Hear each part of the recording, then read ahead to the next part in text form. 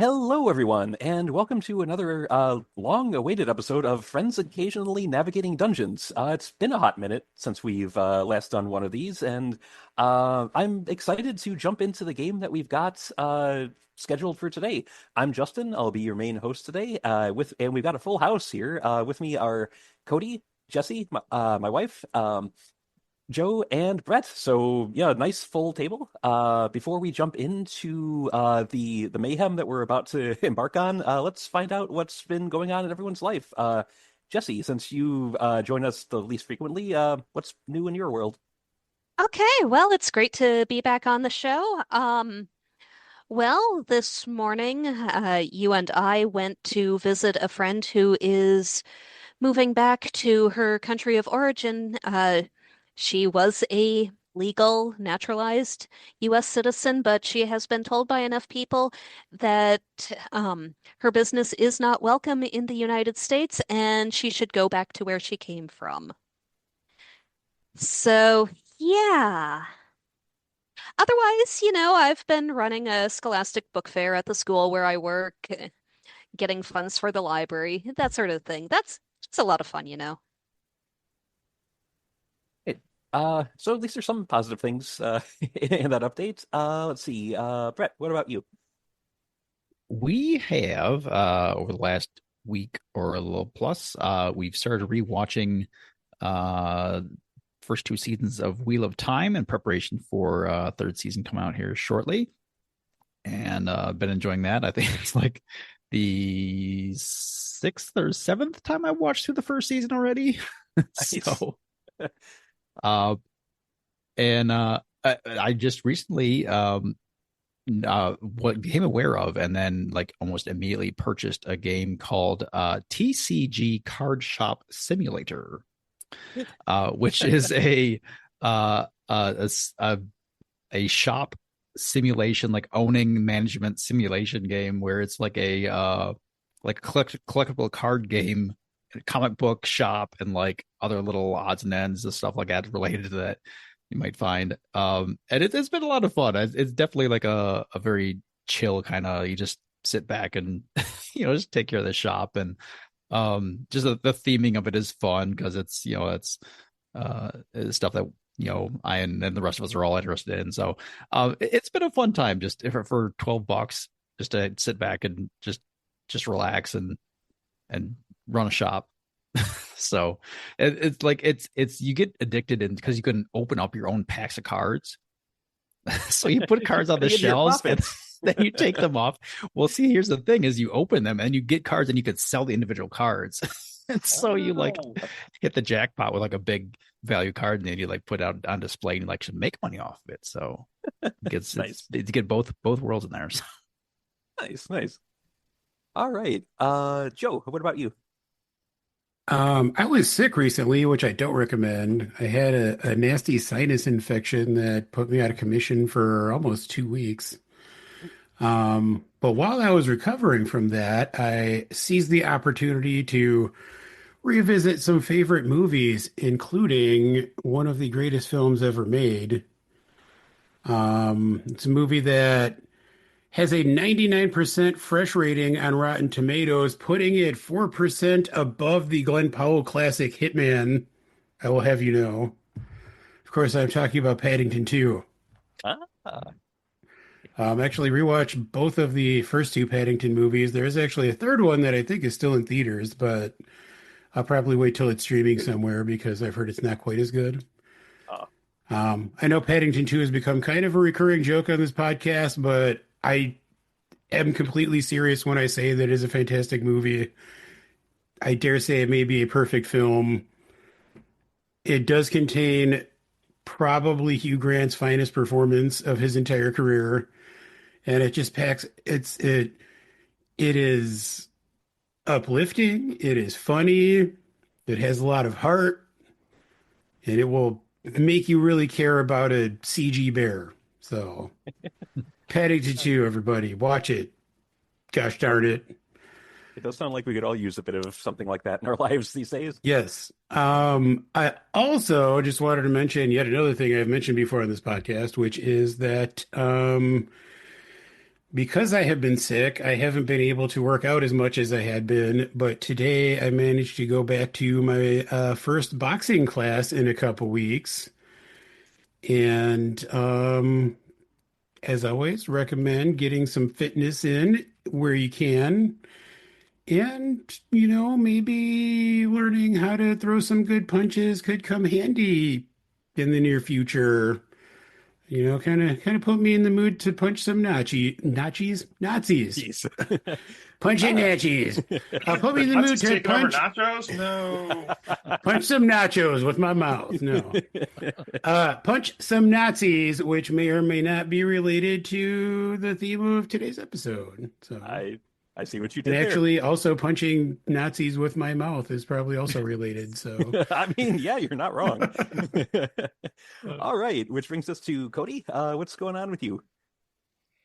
Well, I tell you what, not a ton. I did have an all-day social studies teacher conference yesterday that I was at, and one of these sessions, I'll just give you two for a good juxtaposition here. One of the sessions focused on how to use film in social studies classes as a way to teach geography and cultural landscape. And so we watched 5 different instances with clips of Back to the Future with the clock tower and how the land around it actually changes dramatically in each of the scenes that it's in. So that was very interesting, though I don't know how actually topical that was to use in the classroom, but it was a lot of fun to listen to this guy who had a lot of passion about film and also a lot of passion about social studies. So that was kind of fun.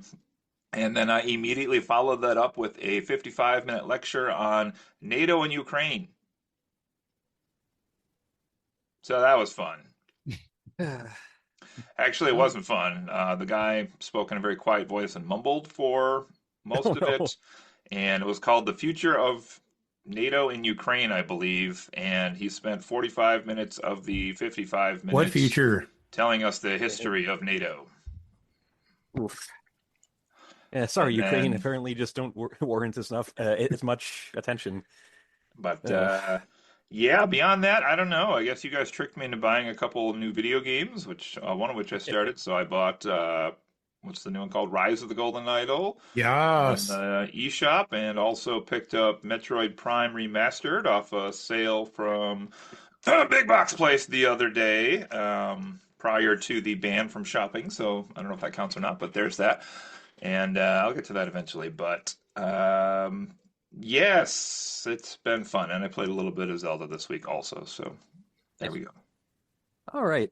On my end, I've been doing a lot of prep for what we're about to do today. This was, despite initially being pitched several months ago as an idea, us actually sitting down to do it was kind of a spur of the moment thing. So reacquainting myself with the rules a lot. But I've also started tackling one of my New Year's resolutions. I have finally started reading The Wheel of Time. I'm not terribly far into Eye of the World yet. Padan Fane has just shown up in the Two Rivers. So, pretty much just started the other day, but I'm liking it so far. It's got a really good sense of world building, even though I feel like half my time reading has been spent jumping back to the map to try and figure out where things are, but I'm sure that will cement itself in my head eventually. But yeah, buddy. it feels like a Sure it real will. place. It feels like somewhere that's lived in, that has genuine people in it. But yeah, I'm excited to see where this goes and how close or far it strays from the Amazon Prime adaptation. So it's been pretty much it for me, aside from the fact that I also did pick up Rise of the Golden Idol and have started playing that.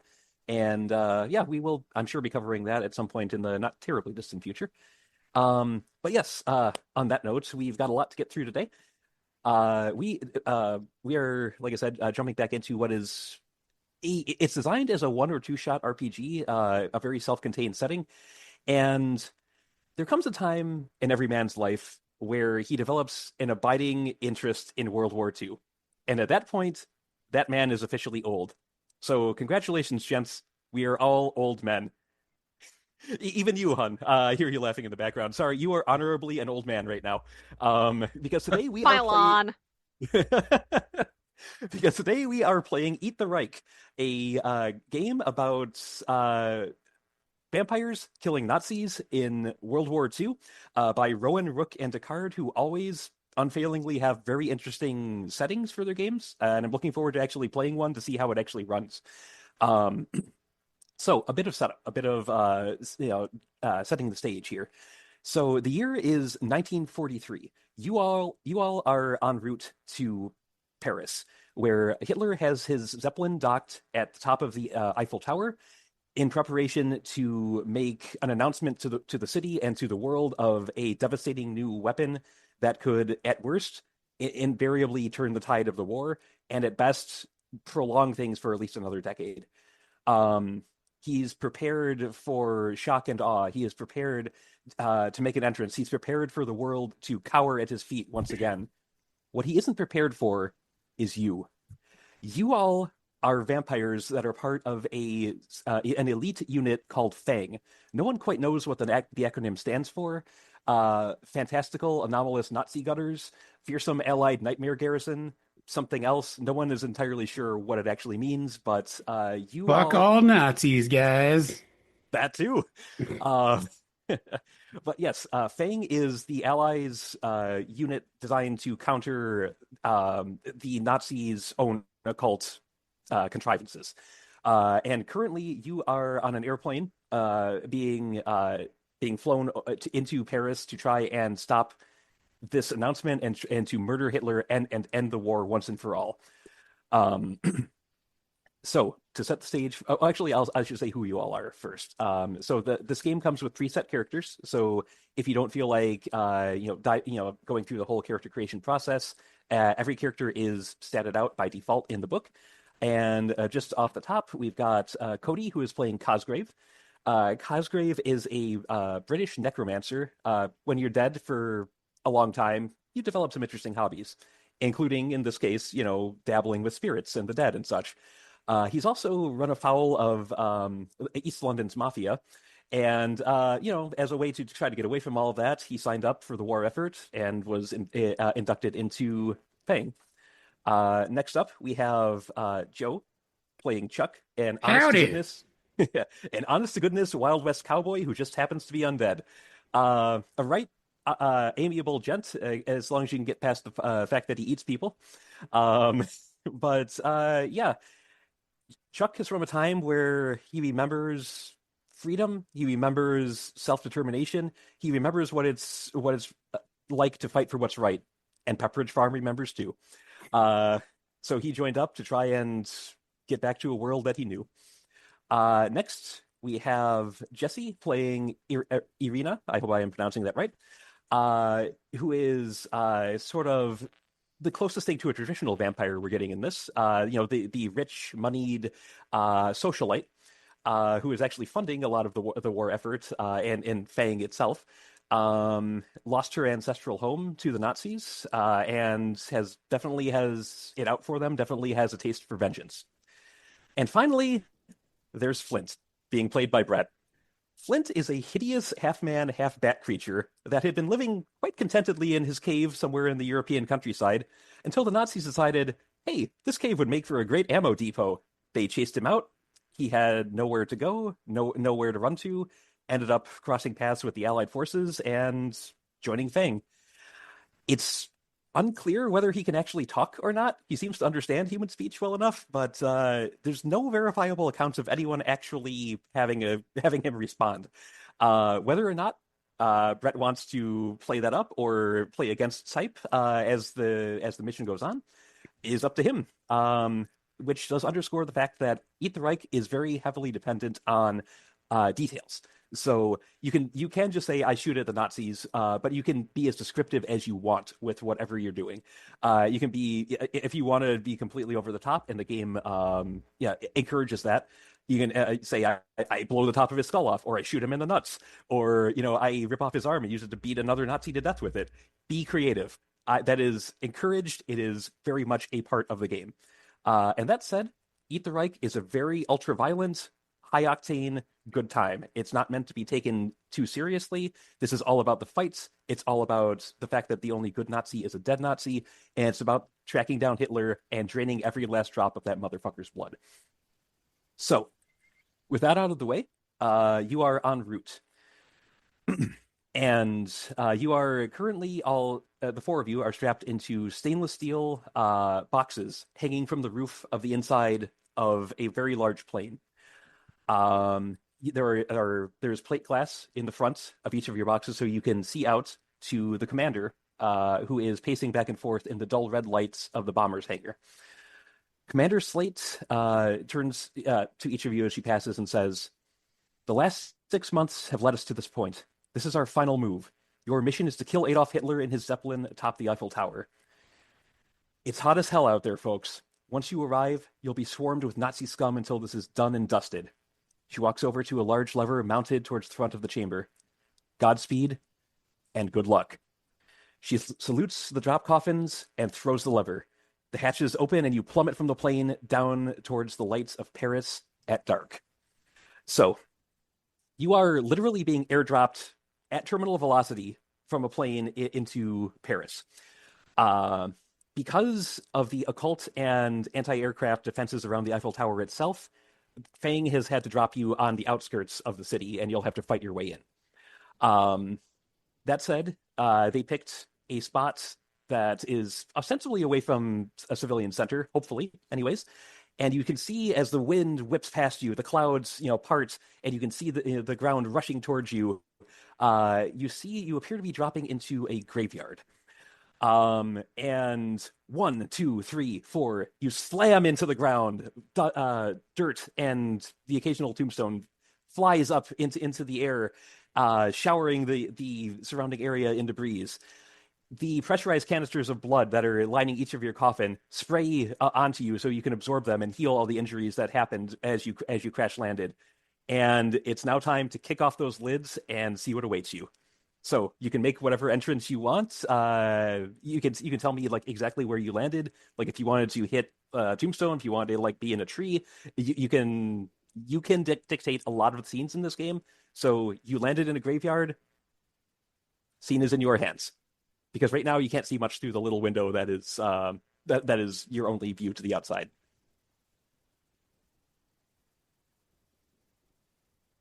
I will say you can see that the place does not appear to be as vacant as you had thought. There is apparently an active funeral going on, and it appears to be a heavily armed funeral. It was about to be a 21 gun, or however many they do it over in Germany, gun salute about to go off right as your crew rocketed down from the sky and disrupted things. So to kind of frame how this all goes, there were several set pieces in each zone that you'll be working your way through, and each one has a main objective and enemies that are in the area. So for the graveyard, the objective, because this turns out it's a Nazi funeral, your objective is to ruin that funeral. You need 6 successes on that objective, which you can allocate as things play out. And the enemies are basically an infantry squad that were there saluting their general or commander or whoever they were laying to rest. So you've just started disrupting that, and it's time to kick some Nazi ass. So the covers pop off of your coffins, or you can kick them off if you want. And each of your characters does have gear.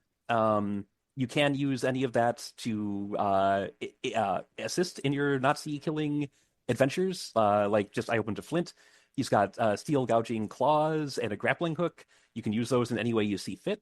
You can also just use your teeth, your claws. Your blood level when you start is at 0 because a lot of that was used to heal your injuries from the impact. So you can also just go ahead and start drinking their blood. And I guess I should mention the stats too, just so you know kind of what you're rolling for. So Eat the Reich is a D6 game. So it's a pile of 6-sided dice that you roll according to whatever your requisite stat is. So Brawl is basically killing Nazis up close. Con is deceiving or sweet-talking your way through to get information from people, Nazis or otherwise. Fix is repairing or jury-rigging things like jump-starting a car or trying to get a tank running again or to seal a door behind you. Search is looking for things that might be useful. Shoot is killing Nazis from a distance. Sneak is your standard stealthy skill. And terrify is if you are basically want to make let your presence do the talking, just scare the living shit out of Nazi scum that are standing in your way. Um, so if and your actions are pretty much up to you. The number next to each stat is how many dice you roll. If you decide to use a piece of equipment, describe how you're using it, and you can add an extra die to that roll as long as the equipment comes into play. When you use equipment, check off one of the boxes that are next to it, and those are basically something that should appeal to Cody because there is item durability in this. Boo. But it encourages you to loot the bodies, basically, to steal some machine guns, to steal grenades, to maybe hijack a tank if you can. So your usages for items are anywhere from 1 to 4. I think that some might actually go higher than that, but generally there's that. If you get to the last box of the usage for an item and it has more than one use to begin with, you add an extra die because it's kind of like going out in a blaze of glory for that particular gun or trinket or what have you. You also have abilities. Usually the cost for those is you spend a blood point. Sometimes they're free depending on the situation. They're all kind of laid out on your sheets. And you'll notice next to certain items or abilities, it'll say in parentheses like plus something. Like for I'm at Chuck right now. So for his paired revolvers, it says in parentheses plus dual. If you can frame the situation in a way that you challenge like a particular Nazi soldier to a duel, you can add an extra die to it. So you can so you have a lot of freedom with how you want to play out these scenarios. So and sometimes it'll say like plus plus, so you add 2 dice if that's the case. Or in the case of I think Cosgrave, he has something called Mother Millicent's Stolen Soul Jar, which adds 3 dice to anything you use it for. And things like that. Yeah, things like that are vague enough where it's open to interpretation. Is it a jar that contains angry souls that you let loose on your enemies? Does it steal the souls from them? You tell me. So basically, it's a very open-ended, narrative-focused game that is also very action-heavy. So you have just all crash-landed in a graveyard during a Nazi funeral, and I think they're going to need some more graves. Like I said, the objective is to, right now, ruin this funeral, which means take all these guys out and just wreak havoc as much as your heart sees fit. So, as I said, you have those. Yes, go ahead. Okay, so I have a question on one of my equipment items. Yes, which one? Explosive runes. Okay. Got any more information on that, or is that just I get to make up what I do with those? It's open to however you interpret that item. It can be like actual little stones with runes carved on them. It can be runes you can paint with special ink or what have you. Up to you. Cool. Yeah. So right now, I would certainly say you have the element of surprise. And the way combat works in this, I should also say, it's not you all go and the enemies go. It's I pick one of you to go first. The enemies react to that. We move on to the next person. And the enemies react to them, etc., and so on until everyone's gone. Then things happen at the end of the round. Unless someone wants to volunteer to go first, like if you have an idea of how to, excuse me, that was not in character. If you have an idea of what you want to do to kick things off, you're more than welcome to take point. It's up to you guys. Anyone want to volunteer? I'm sorry, Cody has a question too. I missed that. Go ahead. I made a small character change to Cosgrave. He is actually going to be joining you from New Orleans in America for this adventure. Oh. And he's Cajun. Nice. Okay, I apologize for that. That is perfectly fine. Still on the run from the New Orleans undead underworld, though. Nice. All right. Okay. So yeah, a pretty international cast. Why does Cody have to find every possible excuse to bust out his Dusty Rhodes accent? Because that's what's going to happen. It's part of the fun. My character is from Texas, and he only talks when he has tiny underwear on. So yeah, does anyone want to kick things off with again? You pick one of your stats and you describe what you're doing with it. You can burst out of your coffin and immediately like try to just lay into the Nazi scum with your teeth and fists. You can look to try to get some cover. You can, look to kick over the harpsichord that they've got set up for that's playing the funeral dirge. I mean, you can, yeah, it's pretty much unlimited freedom for what you want to attempt to do. Fours, fives, and sixes on the dice are successes. Sixes are critical successes, so they count as two. Um, and one through three are just failures. You don't count those. And during a fight, you can choose to either hurt the Nazis around you, hurt/kill. You can choose to take defensive measures, which basically removes successes from the dice that I roll. You can try to work towards obtaining an objective that isn't directly fighting the enemies, which again could be like maybe you want to smash the tombstone for the guy that they're burying, or maybe you want to set his coffin on fire or what have you. That would be working towards the objective in this case. And sometimes there will be secondary objectives you can work towards as well. That's not the case here. But your basic options are drinking blood, eliminating a threat, so doing damage, preventing damage to yourself, moving towards an objective, or if you have a six, you can use it to activate a special ability on one of your abilities. Some of them will say special in capital letters next to them, and those require sixes to activate. So oftentimes those won't say spend one blood; it'll just say special. So you can put a six next to, for example, let's see. Get back to one of your actual characters. I've got one. Oh, okay, yeah. So Flint. Yep, he's got one that says, let's see, special, gain 3 blood. So basically, yeah, if you rolled a 6 and you wanted to use that towards using that ability, you can, instead of the normal 1 blood you would get from a success or 2 with a critical, you could basically say, okay, I'm going to use this towards drinking blood. You get 3 blood to your pool, and you can use that to activate other abilities or to heal or to what have you. Healing costs 3 blood for 1 wound, and we'll get to wounds once you guys get hurt. So even the blood abilities, you were rolling dice for those. No. Those are, yeah, you spend a blood, you do the thing. So basically, if he said he wanted to use that ravenous with the special to gain 3 blood, he'd say, I'm spending this 6 to basically jump on the nearest Nazi and drain him dry. Yeah, he would just say he's doing that. He'd spend the 6-sided dice.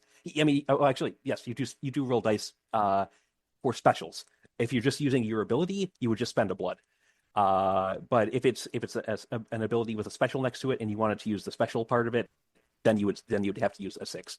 Otherwise, if it's like for, I'll just use one of yours since you asked. So this would be like a 6 I rolled using the regular like equipment type stuff. Yeah. So basically, okay. Yeah, I'm like tacking it on, like tacking on the ability. Yep. Okay. Yeah. So okay. yeah. Okay. But if you decided you wanted to use an ability to that doesn't have the special, like for yours, like Dance Macabre, it says spend 1 blood. So after you roll, you would spend one of your blood points if you had any, and you would add an extra die to whatever it is that you're looking to do. I see. Okay. Yep. As long as it makes sense thematically. So yeah, it takes a little getting used to, but once I think we're in the swing of things, it'll be nice and quick and simple to understand. Okay. So any questions before we like jump into the action, or? I think we're all set to get going here. Okay. Anyone want to go first, or should I just pick somebody? I have a plan, I think. Okay. You can take point. So tell me what you're doing. Roll your dice. I'll roll the dice for the threat that you're facing, which is the infantry squad, and we'll see how this plays out. Okay. Well, since I am a finely dressed woman of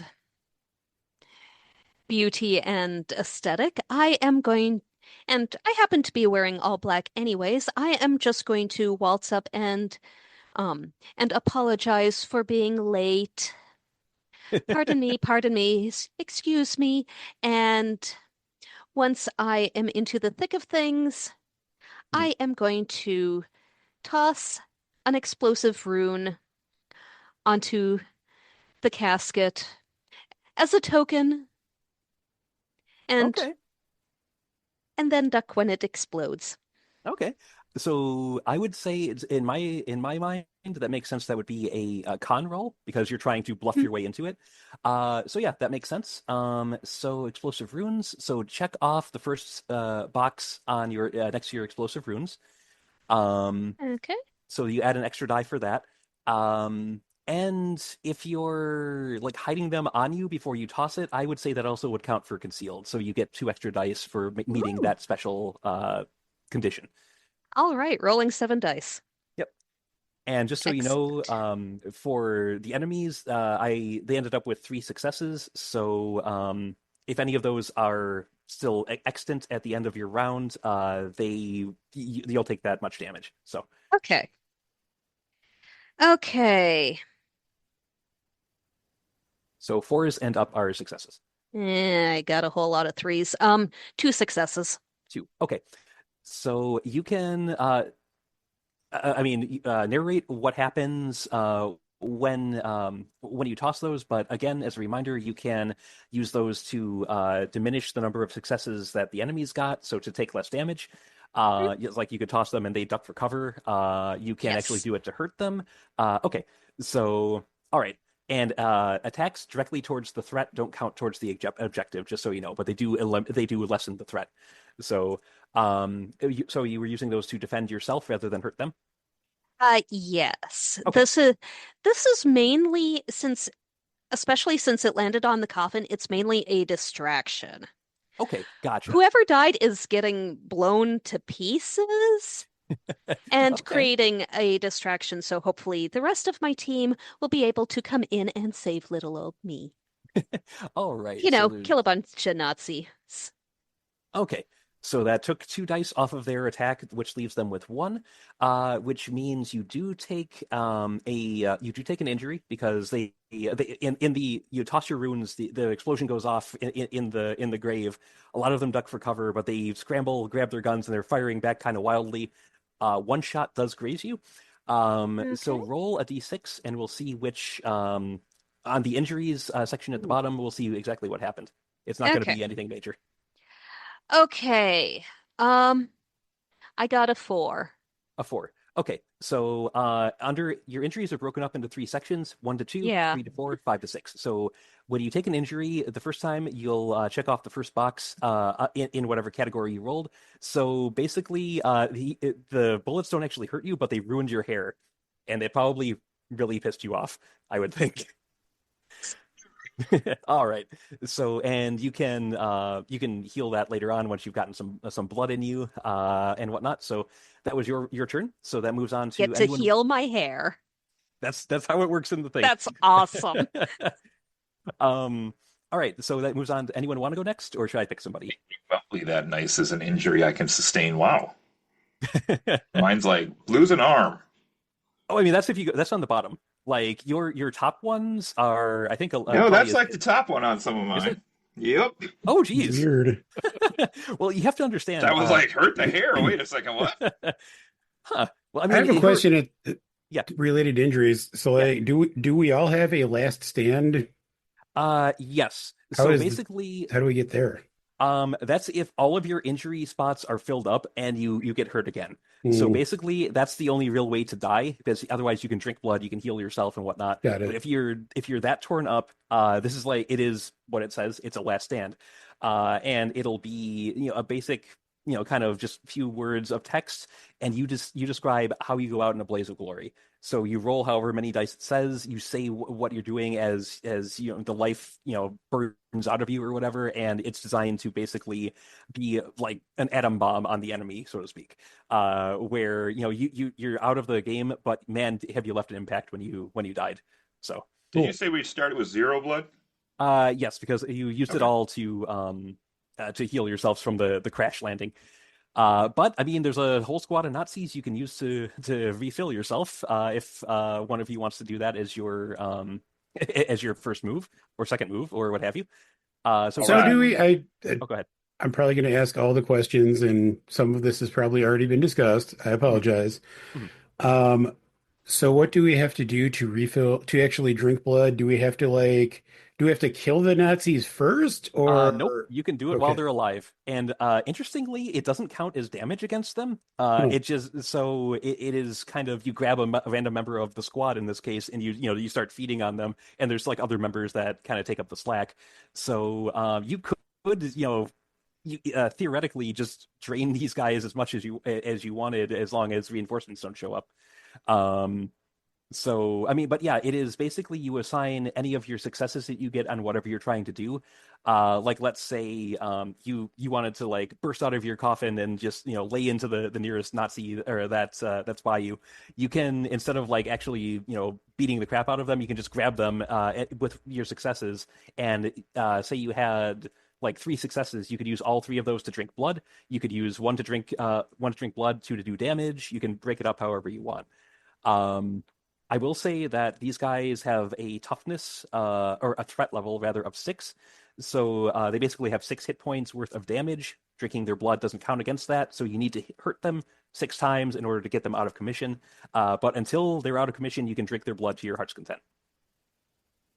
So it's Okay. basically, yeah, you say what you're doing in a scene, and you can choose however how to assign your successes however you see fit in a way that makes sense. It's very open-ended, very freeform. Say my coffin landed just a little bit outside the main funeral procession by a single guard who was trying to do a little security duty. And when my coffin landed, I jumped up out of the coffin and I'm gonna attack that guy. But first, I want to try to drink some blood. But first, I gotta roll some dice. Yep. Okay, so it's I do believe that would be brawl, since you're engaging him in close quarters. If you want to use any of your equipment or abilities, I'm just seeing what you got here. Yeah, like if you rolled a 6 and you wanted to assign that to like your back pocket hex, that could be useful. But roll your brawl first, so that's 2 dice. Um, One and success. okay, so you can use that to drink some of his blood. Was the success a 6 by chance? Nope. Okay, so yep, if you want, you could decide you also wanted to use one of your items, because like your knife, I guarantee he never would have seen you coming. So you could add, if you wanted to use one of that item's durabilities, you could add 2 extra dice to that to see if you get more successes. Just letting you know what your options are. All right, Or you I'm could, gonna I'm gonna use my knife, okay, but so I'm gonna check off a can I box. use that first success to drink blood? Oh, absolutely. Yeah. I'm just saying if you want to add more dice to your roll, you can use the knife to do that. All right, I got a 6 with the second 2 dice. Okay, so now you can use that 6 if you really wanted to feast on this guy. You can use that to gain 2 blood, or you can use it to do 2 damage. Oh, I should actually roll for them as well. Um, they actually didn't get any successes on their attack, so he isn't a threat against you right now. So you could use that to do 2 damage to him. You could use it to activate your special, which would reduce their attack rating by 1. So I would only roll 2 dice for this group of Nazis from now on. But up to you. I would say there's no sense in using it for defense because I mean, he's not a threat to you right now because he didn't roll any successes. Now, when you say the back pocket hex, is that this guy or is that all the Nazis? It's up to you. If you want it, basically you're drinking this guy's blood while you're doing that. You can wave your hands or shake your voodoo doll or whatever it is you're doing to activate that, and have it affect the group as a whole. I mean, I don't think we can pass that up, so Okay. All right. So I'll you do assign. that on the group of Nazis. Okay. So now they only have an attack rating of 2. So I only roll 2 dice for this group as you've descended from the sky and caused explosions, and started drinking blood and such. Okay. Their attack was unsuccessful, so that is it for your turn, I believe. So how much blood did I gain just so I'm doing this correctly here? So Just 1. one with the first dice and then my 6 Yep. was used for the special. Yep. Okay. Yep. And abilities, you don't run out of uses of them. It's just, a lot of them are dependent on blood, and the others are dependent on specials generally. So we'll worry about advances later on when we get to that. Okay. So next between Brett and Joe, or should I pick one of you? Well, I reckon I might as well join into this battle at this juncture. Okay. I never could pass up a chance to scuffle with some of them cattle rustlers. I'm debating if I want to try to do this terrible accent the entire time. I think Up to you should you. try it. Yeah. Well, looks like I seem to have found myself landed up in a tree, but I climbed a few of those in my day, so nothing's going to slow me down too badly. I think I'm gonna jump out of this tree and go get into a brawl with one of them Nazi fellers. All right. Yeah, fighting them hand to hand. Yes, Okay, so roll whatever your brawl it is. is 1 second. 3. 3. Okay. And let me know what you get. Got 2 5s and a 3. Okay, so that is 2 successes. So you can beat the living crap out of them. You can drink some of their blood. They did get 1 success on their attack roll. So if you want to use one of those dice for defense, you can certainly do that. And that would basically mean his attack does nothing. So you could say you like duck under his the barrel of his gun, or knock it out of the way or something. Otherwise, you're probably going to take a wound at the end of the turn. Well, So I reckon I will split it just as you said. I'll use one of these as a defense, and okay. use the other to beat the ever loving heck out of this here Nancy. All right. So, did you want to describe are you just like wailing on him with your fists, or you can be as descriptive as you want with how you fight him? So okay, let me ask this. So Yeah. if I have 1 success, is that basically just like 1 hit point against him then, Yes. or Yeah. okay, boo. Yeah. Unless, I mean, if you wanted well, yeah, you said you were using your fists. So, I was gonna say if you wanted to use one of your guns, you could, but Yeah, I feel like I want to hold on to those for a that minute. that's fair. Yeah. Um, well, I Okay. just, saunter on up to the old feller and say howdy, introduce myself, say my name's Chuck, and I like to suck. Blood, that is. Angry, confused German words Right come. around the time he gets a confused look upon his face, I reckon I grab him by his lapel and introduce him to my fist. Nice. So yeah, you rear back and basically drive your fist as hard as you can into his unsuspecting German face, and it's still a squad of guys. I'll say you probably knocked this guy out. And the others are still up and scrambling for their weapons. There's probably like a guy behind, dropping a sousaphone, reaching for his gun and stuff. And uh, so, all right. And so, use one for defense. That means their attack was ineffective against you. So, which brings us to Brett, who may or rather, I should say Flint, who is Took him off when poss- we took our turns. who may or may not be able to talk. So we'll see. I mean, you can obviously talk out of character, saying what you're doing, but Sure, yes. yeah. Uh, I kick off my lid. I kind of sniff the air a little bit, and then I poke my eyes out. And everyone's wearing black or dark gray, except for one. One guy's wearing some white. I fixate on the priest, and I leap into action. Nice. All right. So, brawl, I'm guessing, for your attack. Yeah. All right. Uppercut. So, so that's 4 dice. Let's see. And if you want, since you do have the Ravenous ability, if you roll a 6, you can spend that 6 to gain 3 blood from him while you're in melee combat. So, and let me roll theirs. Okay. So the rest of the infantry squad seems to be kind of panicking, in surprise. The priest sure as hell isn't putting up much of a fight. They did not get any successes on the 2 dice they were allowed to roll. So roll them and tell me what you get. I got 3 5s. Ooh, okay. So you can spend those as damage against the Nazis. You can spend them towards like ruining this funeral by like kicking over the tombstone, or like fighting the priest and spraying blood on the across the cemetery, or what have you. Be cinematic about it. You can do damage to them. They have 5 hit points left as a group. And you can gain blood if you want, but it's only 1 point per success if you decide to do that. I'm going to use 1 dice for blood. Okay. So, yep, your blood pool is at 1 now. And I'm gonna be open about this. Like if you want to use then immediately use that blood to activate one of your other abilities, you're welcome to do so. Just to make this cinematic. Uh, I with my powerful uppercut, I take off the priest's head and then I use a one blood to fly. nice. Okay. All right, so you are now airborne. So I would definitely say that lasts for the rest of the scene. So as long as you're in the air, the next attack you do, if you're doing brawl or or shoot, I would say you get an extra die for it. And like I said, they rolled crappily, so that is the end of that round. So it means we can start back at the beginning in the same order. If someone else can go first, if you have a really good idea, up to you. Can you clarify one more time? I'm sorry. Do the Nazis have collective hit points in this scene, or they each have hit points?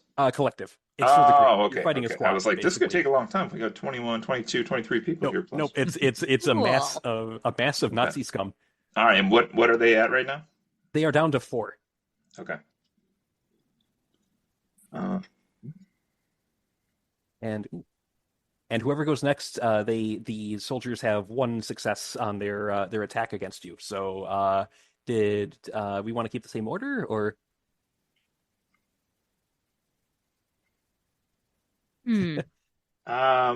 otherwise if someone has a cool idea to build off of, like, a priest just got killed, if you have something you can build off of we have to that. have a 6 for a special, but we don't have to have a 6 to do just a blood ability, right?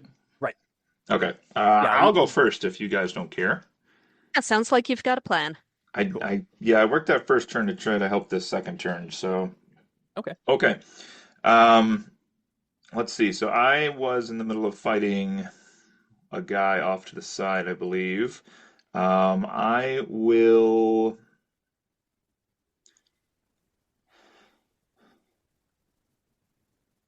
Well, let me ask you, Justin. I want Yeah. to use my Phantasmagora special, Okay. which is going to allow me to conjure nightmare illusions in the area around, incorporating the background. Okay. And what I would like to do, so you tell me how I should work my stats for this round. What I would like to do is have ghostly children climb up out of all of the gravestones and start to run around the Nazis between their legs. So should I use convince for my roll this turn, or should I still be attacking and doing that on the side? Honestly, that feels like Terrify for me. Great. Let's do the Terrify. All right. And you do have a blood point to spend? I do, yeah, I got it last Okay, turn. perfect. Perfect. Yeah, so go ahead. That one doesn't even take a roll, but do roll for your Terrify to see like if you want to spend those points for anything else, like I got defense or what have you. nothing. Okay, gotcha. All right, so and I would say roll 1. Actually, did you roll an extra die for Phantasmagoria? No. Do that, and also roll a second extra die because you are incorporating the background in a clever way, so you get 2 extra Okay. dice for that. 1-5. Okay, so you can use that to in your defense because they did get 1 success on their dice. You can use that to hurt them. You can use that to well, I mean, you tell me. Yeah, I'll use that for my defense. Okay, sounds good. So that gets rid of their success. And honestly, that's cool enough. I will take that off of the points. Boogly, boogly. I'm going to count that towards ruining the funeral too. Look at the kids everywhere. All right. So Octoon! Octoon! Next, any volunteers, or shall I just pick one of you? Sure. All right. I will grab the closest armed Nazi, Mhm. attempt to rip his head off and drink his blood as it Nice. goes splurting up. Nice. All right. So So that would that- certainly be. Go ahead. Brawl? Definitely brawl. Okay. That's just 2 dice, but maybe they'll treat me well. Oh no. I do not do that. Oh, gotcha. Did you have any abilities or anything you? Oh, hey, I'll take blood. Yeah. Oh, I'm sorry. So, So you went after one of the guys who, rather than having like a rifle that was going to be used for this loot, this one actually has like a submachine gun. So he, brings it to bear, fires at you, and you don't quite get close enough to really get in to do what you were going to do. Eh. He did have one success on his attack, so that means you do take another injury. So roll a d6, see which category it ends up in. 6. 6. Okay, so not the same one. So he grazes you in the shoulder. Okay.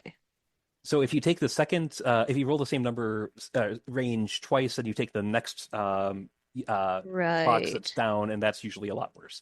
So, all right. So Yes, it unfortunate, is. unfortunate turn of events, but okay. So that was that. They're still at 4 hit points for the group. So who's do we have a volunteer for next, or should I just like flip a coin for the two of you? Careful. Reckon I'm starting to feel mighty hungry myself. I think Irena's idea was a pretty good one, so I don't know if I quite feel like ripping anyone's head off, but I think I might jump on the nearest Nancy feller and try to get a drink of that old blood. All right. So that sounds like Brawl to me. Yes, sir. All right. So go ahead, roll them and tell me what you get, and I'll roll for them. One success for them. So they've got 1 point of damage coming your way. The success is over 4. Yes. Or 4 and over. I did not succeed either. Oh, did you roll any ones by chance? Unfortunately, not. Oh, okay. Yeah, because I was looking at that I ability of was you. looking at that too. That would have been Oh, nice. oh man. So maybe the Nazis are starting to get their feet under them, as it were. Don't you all waste these little ghost kids I conjured now. Yeah, they're still running around. If any of you want to like use them in Ooh. anything you're doing, I would allow it and probably give you like an extra die. So unfortunately, you take an injury too, Chuck. Ooh, So go ahead, roll a d6, and let's see what category it is. 5. So I am mauled. Ooh. So no mechanical, hindrances or anything. But yeah, basically keep in mind you are undead killing machines. So losing a chunk of flesh or being disemboweled. I mean, as long as you get blood in you, it's really not a major hindrance compared to like a human being. So it might look bad, but it could be a lot worse. Reckon I Uh, can walk it off. there you go. Yeah, Nope. just rub a little spit on Put a little spit on. Put some dirt in there. it. Or maybe not your spit. You have acid spit. That's that's right. All right, which brings us to Flint, I believe. I'm swooping around and I'm getting lay of the land. And I see one Nazi. He's kind of unsuspecting, so I swoop down and I crash into his shoulders with my feet. Nice.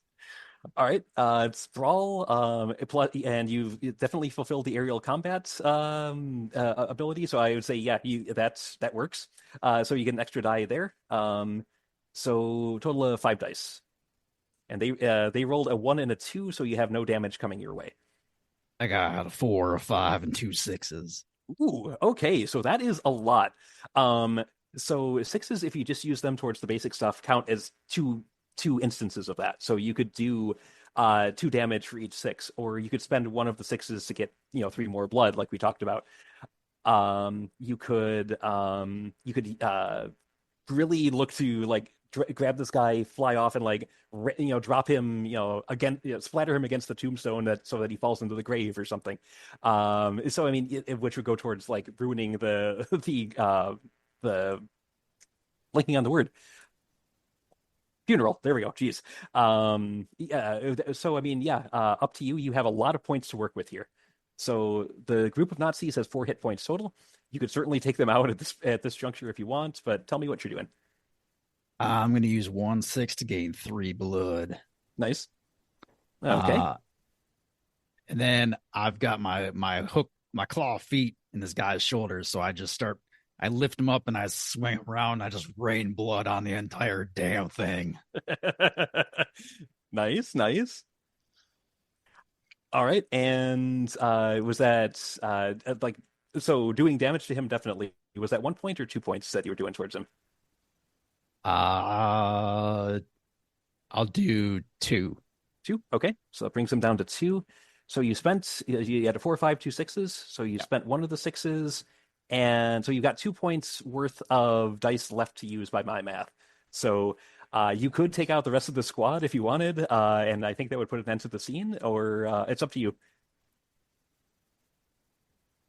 Yeah, Do I you think want I'll to? just do that. I'll Okay, just take them all out. gotcha. Yeah, because a lot of what you're doing, I think, had the dual benefit of killing the Nazis and ruining the funeral, certainly. So yeah, I would say, yeah, you between like the just this sheer shower of gore that is spraying down from the skies, the handful of infantrymen that were left, they've dropped their weapons, they have run off. Everyone else is dead or like dismembered or in pieces. So well done. You folks have certainly made an entrance. And if you want, I mean, there are a few guns laying around. You can loot those if you want to. There is no hard set amount of loot that you're limited to carrying. So if you can lug a fair amount along with you. Um, I'd say there's a rifle and a submachine gun laying on the ground. If anyone wants those, they have 3 uses each. The submachine gun gets a bonus if you're flanking, and the rifle gets a bonus for being at long range. So Um, well, since I had attacked one with a submachine gun, I will take that. sounds good. Stomp on his skull while you're at it. Oh, Reckon heck I yeah. wouldn't There we go. reckon I wouldn't mind picking up that rifle if no one else is fixing to take it. I already have a rifle. It is an exquisite hunting rifle. Pick up the priest's head. Okay. Um, since you are a necromancer, I'll roll with that. I will say that is an item with No, two I'll roll with uses. that like a bowling ball. I'll say that's an item with 2 uses you can use towards let's see towards like terrify rolls, definitely. And I would say it has a bonus for there's no like stats for something like this in the book. I'll say it has a bonus for uh throwing your voice, like if you wanted to like toss it somewhere and have it speak or something like that. So you have you have a skull as an item you can use for nefarious purposes. All right, so you are in a at this point empty and very bloody graveyard. The Can we feed? I would say just because only a few of you got blood, I would say you're each able to get 1 point of blood from the bodies that are around. That's not a normal Right. thing, but I throwing some of you a bone. You can also share blood between each other if you so desire. The mechanics, Each like the other? what was that? Do we have to suck on each other? It's up to you exactly how that plays Yeah. out. Um, it could be like you cut a slit in your arm and let it kind of drain into their mouth. It could be an actual like bite. It's up to you guys. It is an option though if someone is like really banged up and they want to heal. So, if you want the mechanics of that, I can look them up. But you let me know if Uh, that's something you want to do. I would like to heal. Okay. So as long as your companions are willing to share their blood with you, um, Well, I got a blood from the bodies, so tell us it how is this works. so basic healing for 1 wound is 3 blood. Ah, So okay. yeah, that's why I was thinking Okay. you might need more. Um, Gotcha. I will hold off on that then. okay, gotcha. So yeah, it basically just says as long as you're in the same general vicinity and everyone's willing, then yeah, you can share blood freely between each other. Um, so Vein in you the are main vein, boy. all right. So you are, like I said, it's night. Obviously, you are in a ruined graveyard. There's discarded instruments that had been playing some sort of like German funeral music. You assume before you got there. Everything is ruined. Off in the distance, you can see the lights of what looks to be a more metropolitan area of the city, and directly down the hill is a rather impressive looking church. So those are kind of your options as to where to go at this point. And you do have to cut through a little bit of woods to get to the city, but the church itself is like pretty much downslope from where the cemetery has been built. What y'all thinking? Well, I mean, reckon that Eiffel Tower we're supposed to be getting to is probably toward the city, but might be able to get a nice meal out of that church. Well, priest was probably the one that uh, Cosgrave is already holding the head of. Yep. Think we Makes could sense. make some kind of scene happen with that head. Ho, ho, ho, ho. It is a very large church, just FYI. I mean, he might not be the only priest that works there. Oh, that's a big church. Hold on a Yeah. second. Yeah, spires, stained glass windows, the whole shebang. Just have Flint fly through all the stained glass. Uh, since the scene is over, I would say, yeah, your flying jaunt has worn off and you land back on the ground. We could throw Flint through the stains. I think someone does have like one of their abilities is like throwing something big and heavy. I want to say I stumbled across that somewhere, but Yeah, I have that um, one. okay, you can throw yourself through the stained glass windows. Yourself. Um, but yeah, I mean, you do make a good point. Eventually, you're probably going to have to cut through the city to get to the Eiffel Tower since it's sort of in the center of the city. But if you want to try to play stealthy until then, I mean, you might avoid drawing some attention.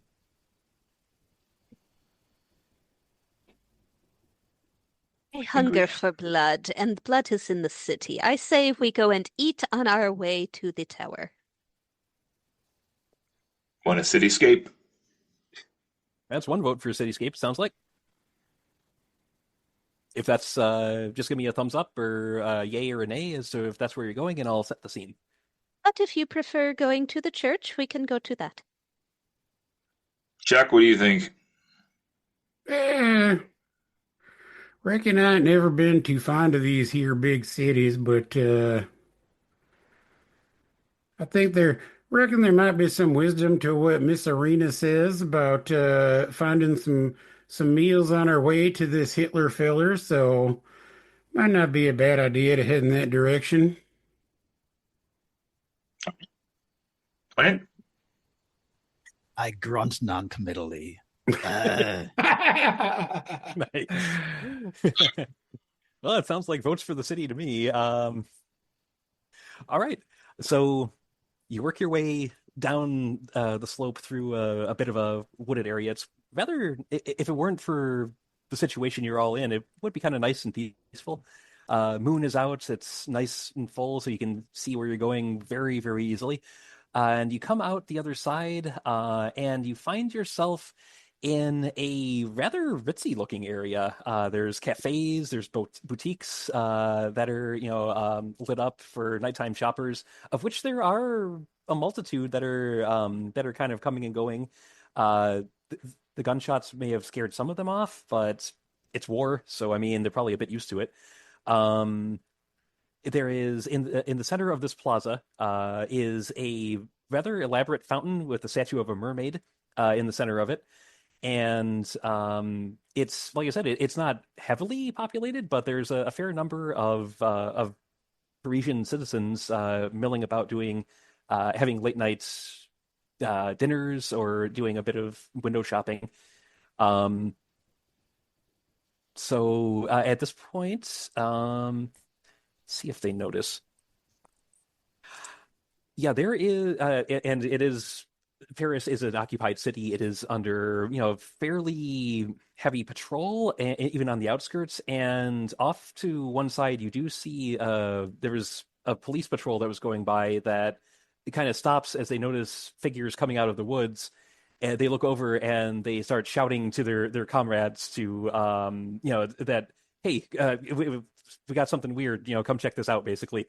Um, So they are advancing on your position. There's a group of Parisian police who are coming to see what you're all about. Do you try to run? Do you try to hide? Or are you just gonna wait and see what they do? Which police? They are Parisians, so French. But I mean, France is not occupied territory at this point, so they're probably not going to be too friendly, especially when they see your inhuman monstrosities that are covered in. Some of you, at least, are covered in blood. One of you is a giant hulking bat creature.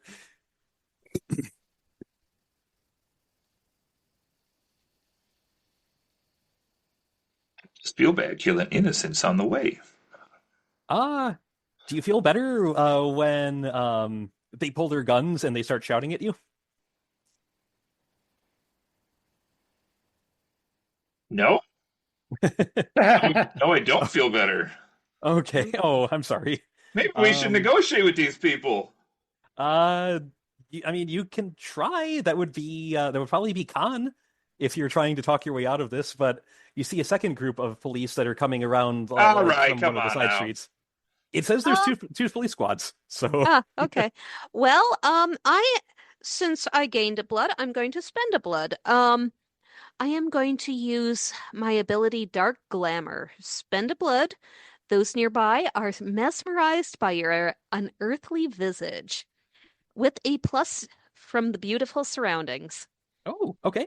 Nice. So I would say that's probably a con roll. Okay. So do that with your bonuses. So that's 2 extra dice. Okay. And I would say the objective for the scene now is to basically get out of the open and find some cover. Just so you're not drawing more attention on down on top of you. Okay. Okay. That is 3 successes. 3. Okay. So they haven't started firing at you or anything yet. They have their guns drawn. So you can use this to, if you don't want to directly try to hurt them or anything, you can use this towards advancing the objective, which would be knocking. The objective is at it has 6 points right now. That would knock 3 points off of it if you want to spend them all for that. What was the objective in this area? Basically getting out of the open and finding some place where you can advance without drawing more attention to yourself. Yeah, I'm going to put those 3 toward that. Okay, so that's down from a 6 to a 3. All right, and like I said, since no open hostilities have happened yet, they haven't started shooting at you just yet. We'll see what happens when the next person goes. So I'm going to say they don't take any offensive action, but they are advancing on you, but they haven't opened fire quite yet. So anyone want to go next, or should I make things interesting and just saying it's Flint?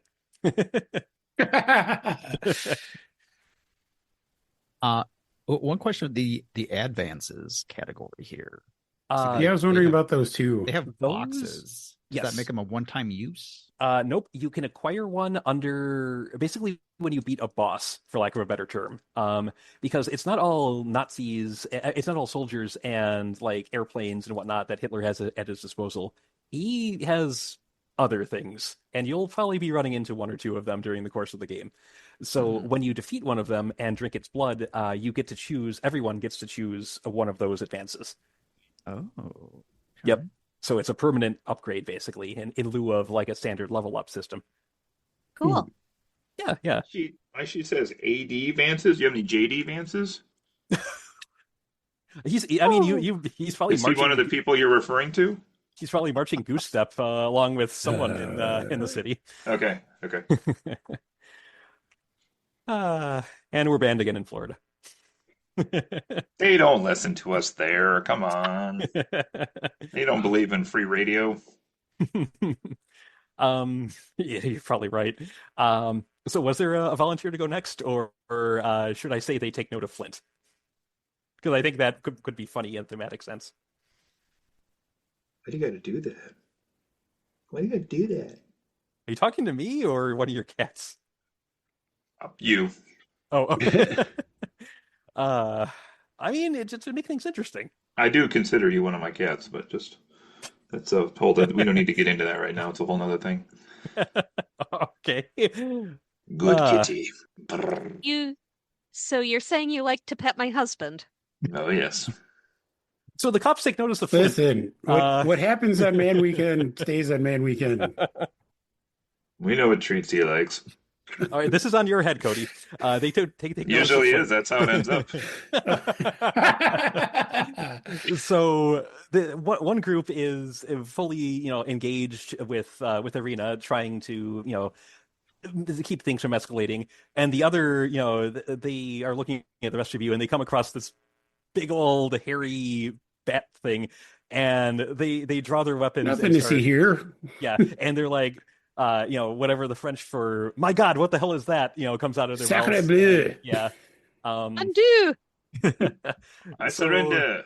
So Flint, what do you do in response to Oui, baguette. I don't know. the angry shouting from the Frenchman? I duck down a little bit and I say, "I'm Batman." He does speak. Are you trying to do that to intimidate them, or just to smooth things over? We'll say it's an intimidation thing. Yes. Okay. So in that case, I think we're at the dice rolling stage. So give me a terrify roll, because you're trying to basically scare them off or what have you. Let me know what you get. For them, they ended up with one Boy, success. so this is a thing. Because you just growled out, possibly in French, possibly in English, possibly. They may in not German, know it we're in French, sure. though. Basically, I'm Batman. So they're drawing their guns, and they're going to try to take a shot at you. So let me know what you get on your terrify roll. I got 1-6. 1-6. Okay, so that counts as basically 2 points of success. If you want to hurt these guys, you can just like launch in and swing or drink their blood or what have you, or you can basically just you can say that the damage, quote unquote, that you're dealing with them is trying to scare them off, and I'll count that towards reducing their threat level. And they have a threat level of 4 each group, and there are 2 of them. So but again, will. Oh, go ahead. Yeah. I was going to say you do have 1 point of damage possibly coming your way though, because he pulled out his pistol and he's firing one of them. I will I'll just bare my teeth at them and just growl a little bit. Intimidate. So that reduces the threat level of that one by 2. So they start with a threat level of 4. So that group is down to 2. But the one does get his pistol out and fires at you. So since you didn't soak the damage or use it for defense, you do roll a d6 and tell me where you get injured. So 1, 2, 3, 4, 5, or 6. I got a 3 category. Okay, so you're a bit spooked. So that's the first box under that. So it's a matter of, I thought that would go better, maybe. All right, so you 2 have gone. So that leaves Chuck and Cosgrave. You can do your skull trick.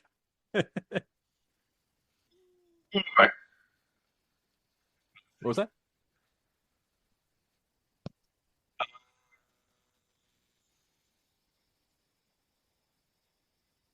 Cody? Okay, you're not frozen. Decide what to do here. Unless okay. do you have a plan, Chuck? If you know what you're doing. I'm trying to. I guess here's my debate. I'm trying to decide: are we like trying to get the heck out of here, which is kind of like where we started with Iryna's turn, or are we trying to like intimidate these guys and beat them down? I don't know which angle we're going here. Well, that's what I was trying to figure out myself. Well, the main objective for this scene is getting to cover and getting out of the open. So you don't have to kill every enemy you run into. You can. I mean, is sneak an option? Just like try to get past them? Sure. Yeah, if you want to I was kind of thinking about that too. Yeah, because I mean, half of them are distracted by Iryna, the other half are distracted by the giant, bat creature. So yeah, I mean, there's certainly a possibility of like trying to blend into the crowd, which are now scattering that a gunshot has been fired. But there's a lot of commotion. There's a lot of panic going on. You could probably try to disappear into all of that. All right, I'll try to sneak.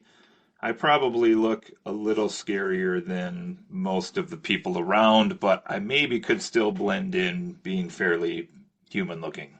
I don't know. Have you seen French fashion? Yeah, I don't know. I don't have that many bones, really, but that's, But all right, I will try to sneak.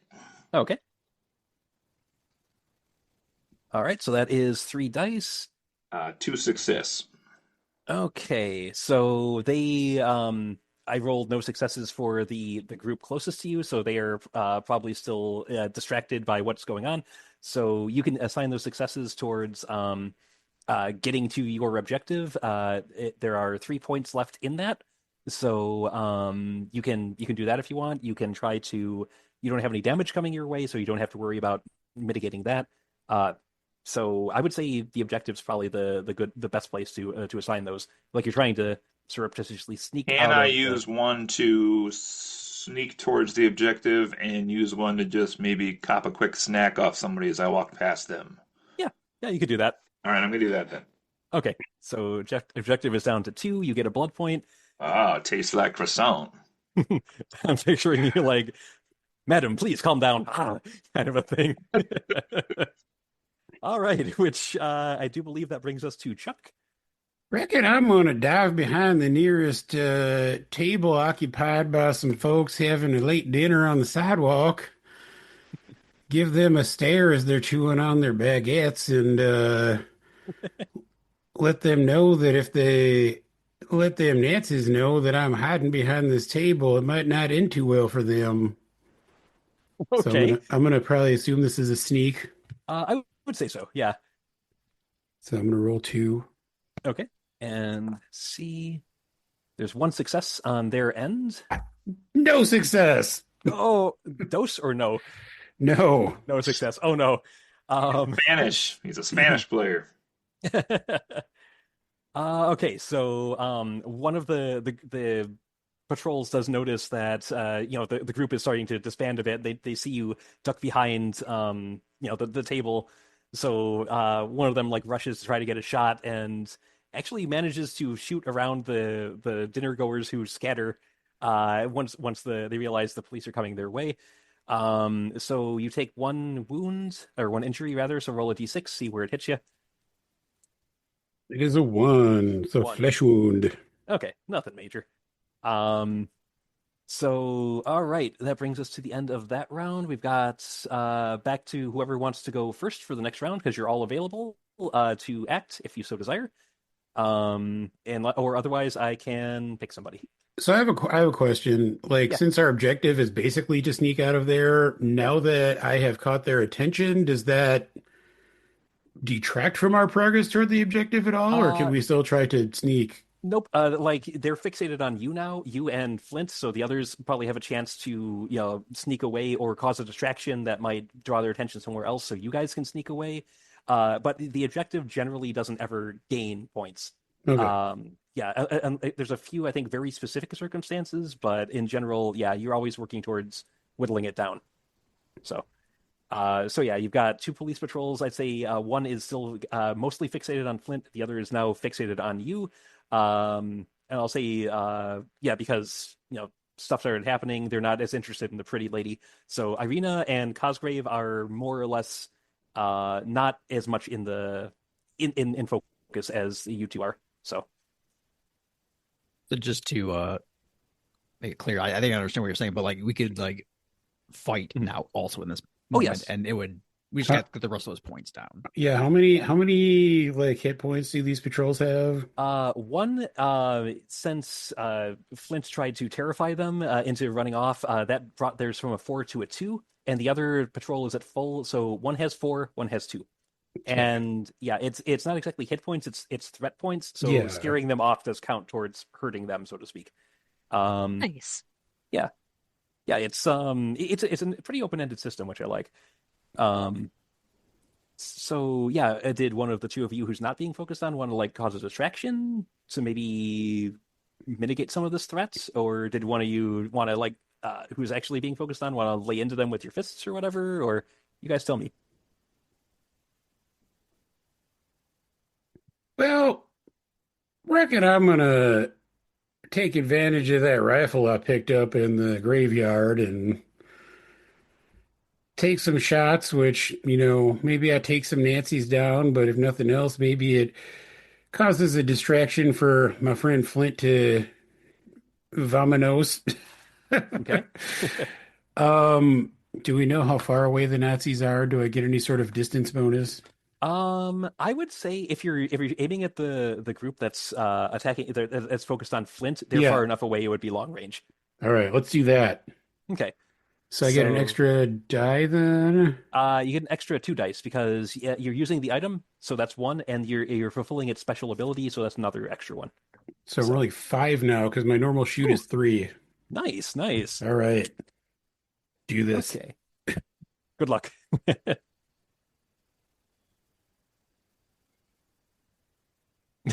Oh no.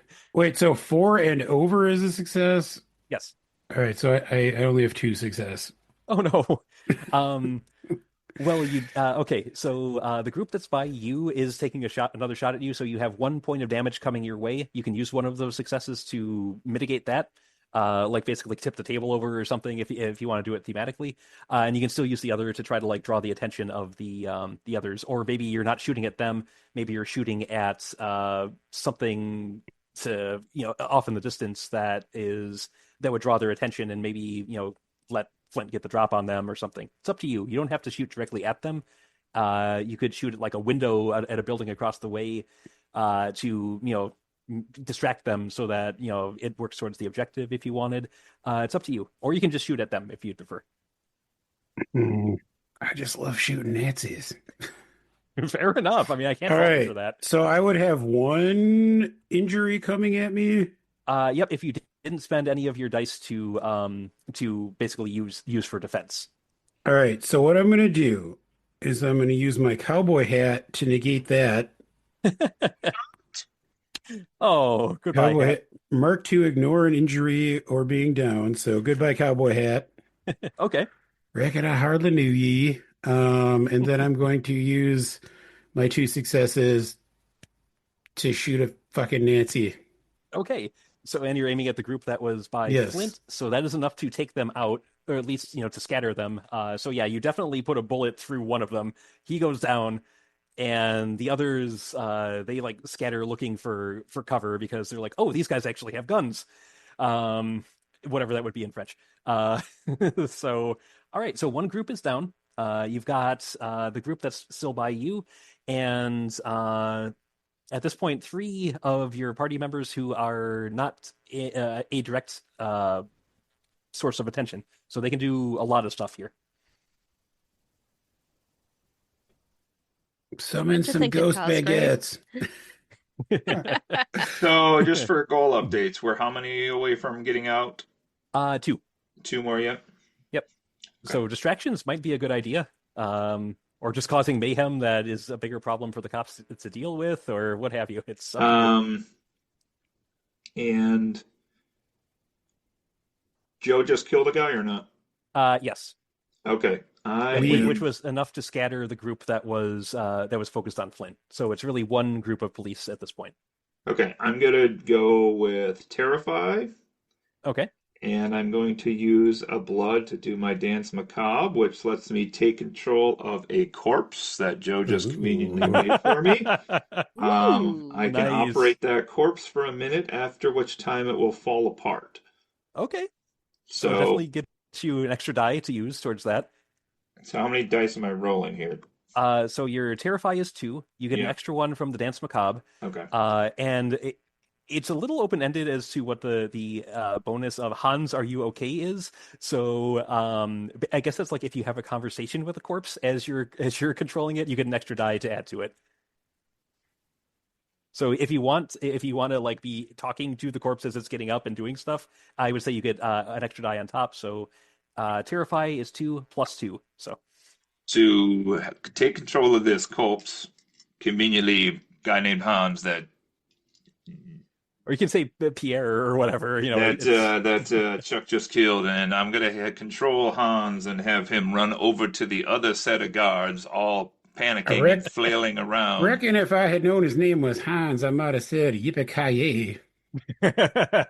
Nice. So, and I'm gonna have old Hans say to the other guards, "Hey guys, I think these guys are pretty dangerous. We should get the hell out of here." And then, just as he said that, Hans is gonna explode. Ooh. Nice. Okay. Roll them.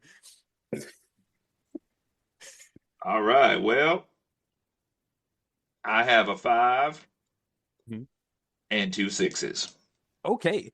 So, Dang. you could use one of those sixes to just knock out both points of the objective. And if you want, in the middle of all of this, the chaos you're causing, there's still, civilians running around and probably a cop or two that's scattering past you. You could use the others to like get a bit of blood if you wanted. Sixes That get you is two that is points. what I will do. So let's finish off the objective, and that leaves me what for blood? All right, so you spend a six towards the 3? objective. Yep, that would be three. All right, I will do that then. Nice. All right, so it was the explosion at the end that really kind of created the diversion you guys needed. So yeah, there's gore that's spread across like half of this plaza.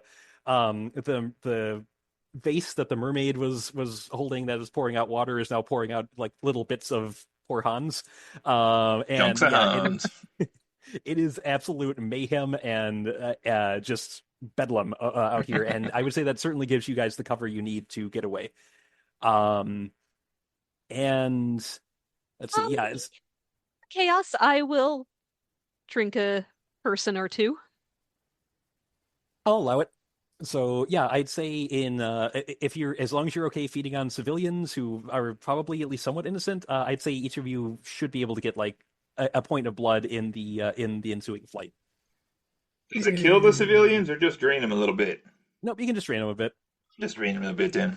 Yeah. Considering, if you're doing it to Nazis, it doesn't actually count as damage against them. Yeah, I'd This say has it's just been you're draining this has something. been occupied by Germany long enough. I'll just take a little bit of blood sausage here and move on. Ooh. All right. So you're racing through the streets, away from all the mayhem you just caused. You can hear the cops on their radios, calling in backup behind you. And I will say two things catch your interest as you're running. There is a very large hotel, which you might be able to duck into and lose yourself in. The Hotel Les Etoiles. I don't actually know what that means in French, but it's very swanky looking, very very fancy. But also you pass what it you I'm gonna say you almost run right by it, but because it looks just like kind of a sewer grate or something, but something about it catches your eye, and if you're if you weren't mistaken, you'd say the stonework looks old enough and venerable enough. This actually might be an entrance to the catacombs, and if you're looking to get away, the catacombs run all underneath France, so you might be able to sneak in there and you know move on a bit deeper into the city with no one noticing you. But those are It's the gonna come 2 of points of that. interest. What was that? But I said nothing good is going to come out of that, but it would get us probably a little more protection, but also we'd lose line of sight. Like, could we actually navigate those Well, I to the mean, Eiffel Tower? I don't know. probably not all the way, but I mean, you could get away from the heat that's building behind you, probably. We're going to pop back up in the graveyard. I mean, it's only one way to find out if that's the direction you guys want to go. Otherwise, like I said, there's a pretty nice hotel in the distance that looks big enough that if you went in one side and worked your way out the other, it might put enough distance between you that you can get the heat off you for a little bit. Uh, My I'm, I'm character would choose the hotel. Okay, Strategically, I'd choose the catacombs, but Iryna would go with the hotel. okay. There I'm leaning is toward the catacombs, but I agree with what Cody was suggesting, which is that it feels like a trap. Fair enough. I will say there is another option because the hotel is big and flashy enough that it kind of took most of your interest. But there is another pretty sizable store that seems to take up most of a city block. It appears to be a department store of some sort, the Grand Ooh la la. Magazine Martin. And considering this thing is so massive, you might be able to like wend your way through and like out a service exit on the other side to get in enough distance between you and the cops and reinforcements. So 3 options are open to you. Reckon I'm kind of inclined to see what's in them catacombs. Okay, that's one vote. We got one vote for the hotel. What are y'all thinking? kind of sniff the air again, and I'm looking around, and I catch a little hint of something, and I kind of advance a little bit towards the catacombs. I think there's something in there delicious. Okay, it's 2 votes for the catacombs. So the tiebreaker, or I mean not tiebreaker, but do you want to tie things up, or do you want to? I'll go catacombs. We'll try it. Okay, all right. So it's a Okay. old stone edifice that it has a grate on it, but you guys are strong. You've managed to like wrench it free, and yeah, it is very Thanks, old. Flint. Let me open it with the priest's head. Bang, bang, bang, bang, bang. So yeah, it's dark in here, but that's not really an impediment to you guys, being that you are creatures of the night and all. Um, so your footsteps echo, along the passageways as you venture in, and it is big. It is sprawling. It is going to take a little bit of doing to find your way through, but you think you can probably at least keep going in roughly the same direction, without getting too turned around. Though it is going to be tough. So your objective here is basically find your way through this subterranean labyrinth. It has 6 points of difficulty, but this is your first one that comes with a challenge. A challenge is basically like armor for an objective or for a threat, where basically anytime you roll against it, you have to spend 1 extra point to actually do anything to it. So, and it's for each character. It's not like you have to spend an extra point on each die or anything. So, basically, you need 2 successes to get 1 success, and then anything after that counts as normal. And that's for any time you roll against it. So there are ways to mitigate that if you have certain items or do certain things, but right now it's going to be tricky to find your way through. And as you're, feeling your way through this, you start to hear heavy footsteps coming from the direction you guys just came from. Then there's it seems to be a bit of angry slash frightened sounding shouting in German coming from back that way. If any Oh, of Yeah, basically, if you had to take a stab at it, it's probably like I don't want to go in there. Who the hell? Nobody knows what's in there. That kind of a thing. Like they're debating whether whether it's worth pursuing you. But I'm gonna say you get one. Well, actually, no. Eventually, you hear a louder voice that like bellows at them, and you hear the footsteps advancing, and shouts of. It sounds like they came from this way, or things to that effect. And from behind you, you see a squad of armored infantry that look very frightened, but they are suited up. They have a bit heavier artillery gunfire than what you're used to. They also have a challenge of 1. So to hurt them, you have to get 2 successes. Um, they have their hit points are 6, and they roll 3 dice for attack. So they're swarming the tunnel behind you, like where you came through, and they've got their weapons drawn, and they're taking aim at like whoever acts first. At this point, they're shouting at you in German, like stay where you are, hands in the air, that sort of thing. Um, and yeah, they're heavy, like armored fatigues and that sort of thing, like riot shields and that sort of thing. So who wants to go first, and what do you do? Do you have Well, a? Oh, go ahead. well, the catacombs are pretty labyrinthine, right? True. Yes. So I would say the obvious thing to do is to duck around a corner. Okay. So that would certainly be sneak. Even though you're in plain sight, I mean, it's a twisty, turny labyrinth under here. So, if you wanted to try that going first, go for it. Um, Is there and any light in these tunnels or not? what was that? Is there any light at all or not? No. So they would be carrying flashlights to try and Okay. like, see you. But they're like the old 1940s, big bulb kind of, not terribly bright flashlights. So they're probably terrified as they're, peering into the darkness and they see, blood-covered figures, standing can down you against them. can you remind me what our objective in this scene is? Basically, find your Get way to the other side. through. Get through Okay. the catacombs. So you can try to just lose them behind you. Um, yeah, if you were you going first, Iryna? Well, I'm going to try sneaking. I Okay. did not succeed, so I loudly trip on a piece of debris.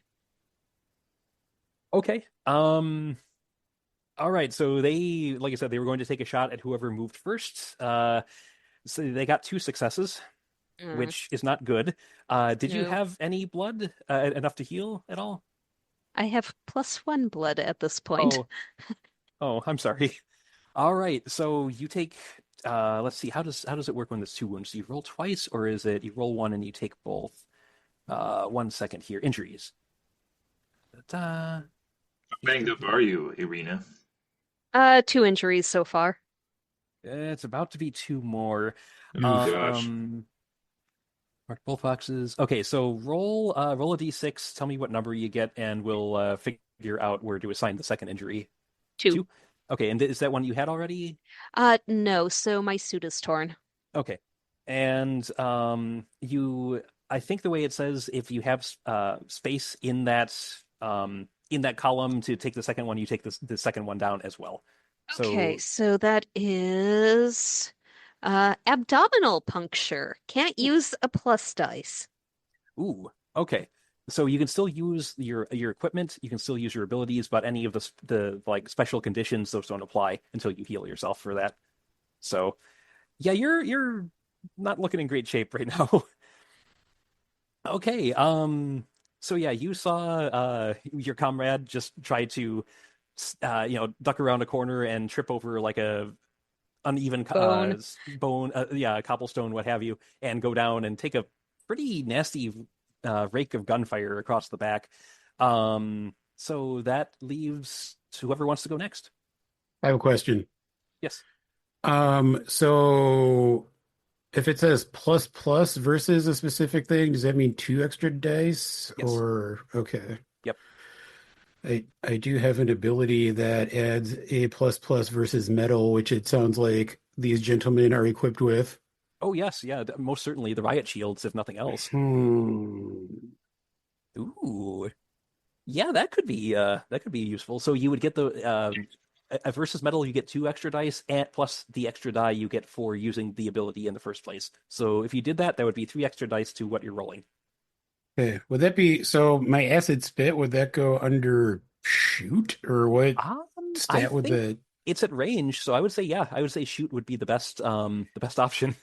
well, reckon I'm about to hock up a toxic loogie on these Nazis.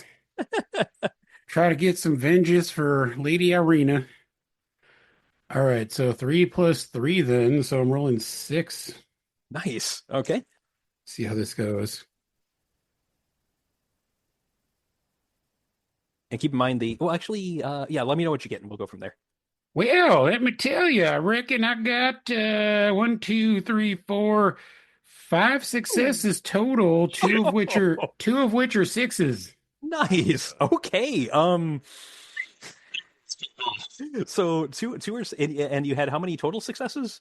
Uh, so I had 3 non-sixes and 2 sixes.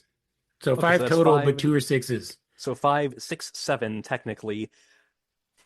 Shit. If you wanted, you could just that is enough to take out the squad entirely. Like you can basically bathe them in a shower of acid that just completely melts the ones in front and drives the others back if you wanted to, which I would Oh recommend. yeah.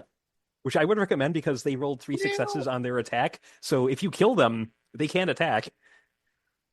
I reckon I never could shy away from a fanciful display of my spitting abilities, so I think That we might is just go ahead and do that. that is an amazing roll. So yeah, the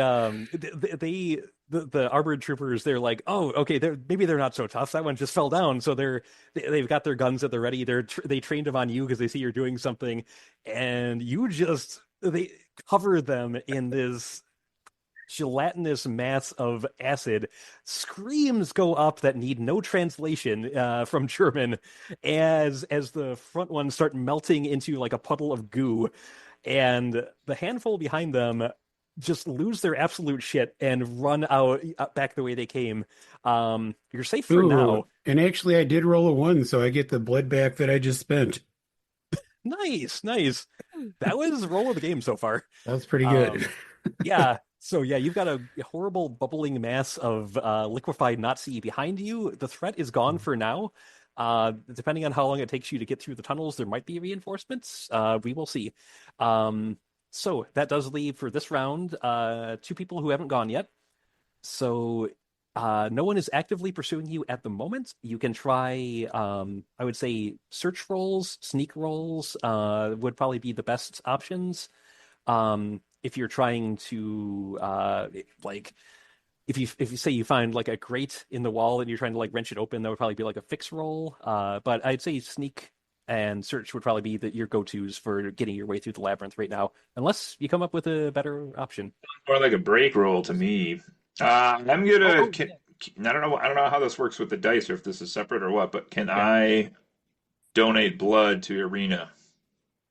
Sure. That's separate, so you would still get your roll for Okay. whatever you wanted to do. All right. I'm gonna make a small incision. I'm gonna make a small incision in my neck and let you get in blood out of there if you need some blood to perk yourself back up. Okay, how much blood do you have? Enough to fix you. Always a question. Uh, Why does your blood taste like an American dream? I know, right? I was gonna donate 3 to get you a heal. I do have one, so I can just take 2. Okay, Does that if you want work, to. Justin? Yes. Yeah. You can choose as much or as little between the two of you as you're willing to donate. Tell you what, Um, how many wounds do you have right now? 4. Yeah, take the 3. Just take all 3. Okay. Suck So- him dry. Suck him dry. What? I still have 2 even after that, so I'm okay. Okay. Oh, Oh. nice. I've been running around Wow. sucking people. All It's right, blood. so you can. It's a weird pause in there. I don't know if that was a Yes, it connection. is. It's a glitch. Okay. All right, so you can choose whichever of your wounds to heal that you want. I would, I would recommend the one that causes you, Yeah. yeah, The bottom Okay. rows are terrible. Holy Lord. they're pretty Yeah. bad. Yeah. They are. So yeah. I don't think you can really get much blood from the puddle of Nazi goo, unfortunately. So you No. can't really, you can't really soak that back up. So yeah. So you said I can still do something? Oh yeah. You can Also, try to, like, all right. I will just search. Okay. I'll try to like poke my head down a couple of hallways and see if we can tell which way is the best to go. Sure. So search is 2. I have 1 success. Okay. Not enough to get past the challenge of the area. I Foo. what was it? Foo. Oh. Just foo. Oh, fair. I could see an argument made if you think the priest knows the priest's head knows the way through the catacombs. I would allow you to attempt to like ask it for advice as to where to go. Just throwing that out there if you wanted to roll an extra die or so. But if you don't want to use one of its charges, I totally get that too. Just making sure you got I can do all that. your options. Okay. I'll use him. So how many dice does he? 1 or 2? He you're not using him for ventriloquy Terrify, at this point. So yeah, so I would say he would just get one die for this. Okay. Necromancy And Priesthead is my favorite black metal band. he sucked. He didn't get it. He got a 1. Like, Aw. My church was on the other end of the town. I don't know. All right, worth a try at least. Okay, so that leaves Flint, I believe. I'm gonna spend 1 of my blood to use my sense heartbeat ability, Ooh. since we are in the dense cover of a catacomb. Okay. Give me a plus to my die roll. Okay. So yeah, you get +2 dice there. So that would probably be search, I guess, since you're listening. I'm guessing, yeah, that would be search. Okay, so 4 dice total. I like your background, by the way. Yeah. I got a 4 and a 6. Okay, so that's 3 points of success. I would say, yeah, you can certainly hear like the heartbeats of the people in the city above you. And definitely some back the way you came, like of the soldiers running away. And I would say you're able to like listen in towards the highest concentration of heartbeats, which is like deeper into the city, and kind of get an idea of like which way to go down the tunnels. So that was 3 points of success, which with the challenge rating of this area makes it 2. So the difficulty or the number of points left for the challenge is now down to 4. So you think you got a bead on like where more tasty humans are if you just keep heading that way. So okay, nicely done. Um, and I would say, considering what just happened to the guys behind you, I'm going to give you one more round to try to get out of here before they send reinforcements, because no one is going to voluntarily venture back into what just happened to them. So each of you gets one more roll to try to get your way out of here, and then reinforcements are going to show up. So whichever order you want to go in, however you want to try to navigate the maze, up to you. Basically, a chance to get out of there without more Nazis showing up behind you. Well, I'm just going to do a plain and simple search roll, I think. Sure. Yeah, go for it, and tell me what you get, and you might get a little deeper into this maze. Okay. 1 success. 1. Okay. Unfortunately, not enough to get past the challenge, but Yeah. okay. Next. I will do. Oh, Go ahead. Go ahead. No, go ahead. I insist. Back in the olden days, I used to be a pretty good tracker, so I reckon I might attempt a search roll myself. All right. Roll them. All right, I got 2 successes, so Okay. That's enough to whittle down to get past the challenge rating, and to whittle that further down to a 3. Oh. Okay. So Right. yep, you're halfway there. I'm gonna reach into my jacket pocket on the inside and pull out a very small, suspicious-looking vial, and I'm gonna pop the cork off the top of that and let out a little tiny bluish essence that comes out. It's a bottled ghost, which Ooh. allows me to walk through walls. And I will take a look ahead in where the you been catacombs keeping that this whole time? to look Reckon- for They which couldn't way afford is could the have come in correct handy. way to go. It only has 2 uses. He's saving it. It's All true. right. Insert it. I was All right. actually going to use it to sneak up behind the Nazis and destroy them from behind, but then you blew them away in one shot, and I was angry, so I Well. didn't use it. Dag nabbit, Cosgrove, we all know you're good at destroying from behind. His reputation precedes him. Son of a Right. bitch. So I got one. Really, it is 3 extra dice because you use Uh, the equipment, and then you get the 2 extra from meeting the criteria. So that's 3 extra on Oh, top of equipment it. is an automatic +1? So Did maybe you'll not get an know that. extra success. Nope. Oh no, how many did you get? 1 out of 5. It's like there's a lot of dead people in these walls. What the hell? Yep. Can't tell which way Okay. the right way is. All right, which brings us to Flint, our only hope at getting through these dark tunnels.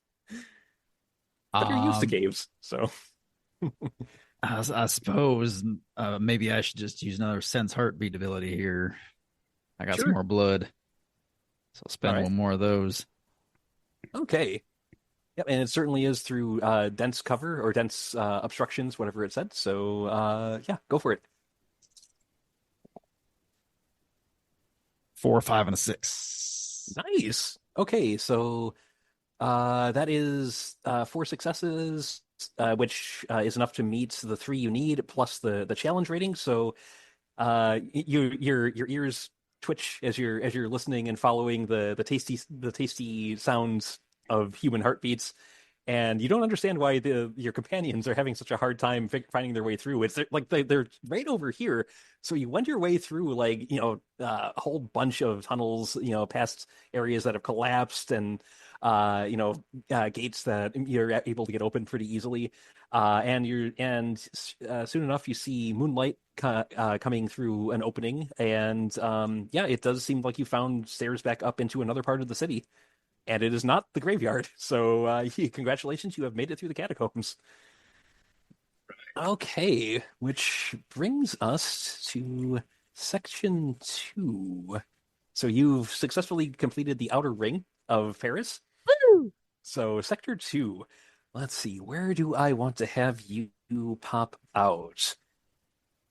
Well, I did just say it was there was moonlight.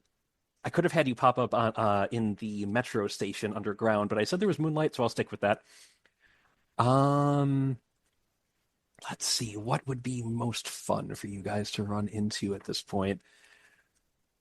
So the inner section of the city is not quite as bustling and whatnot. There's a significantly higher Nazi presence, this much closer to the Eiffel Tower, especially with Hitler himself making an appearance.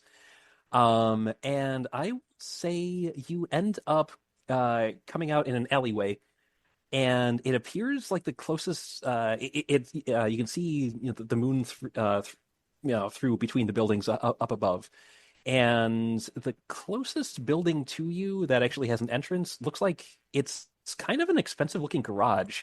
Like it's nice, plastered walls on the outside and everything, very clean looking. The actual garage door has nice kind of gilded, adornments along it. So that definitely catches your eye first as you step out back street side. Off in the distance, you see what looks to be a museum. Closed for the night, but might be a good place to duck into if things get hairy. If any of you read French, it does say the Museum of European Warfare. And It was in English. I said if you speak French. And there is a lot of light coming from something else like that's around a turn in the street that you can't quite see, but like spotlights and just a lot, something maybe that was on display or whatnot. You can't really see from here. So Definitely not going that way. Okay. So right now, the obvious options are the expensive looking garage, or if you want to dash across the street, there's the Museum of European Warfare. Museum sounds like a pretty good place to go. Okay. So that's one vote for the museum. Might even get a weapon or two out of there. Has some nice artifacts. I'm a little bit torn here because I wonder if there's maybe something in that garage that we could use to expedite our progress a little bit. I happen to have some pretty good fixing skills, so I feel like I might be getting pulled in that direction. Okay, one vote for the garage.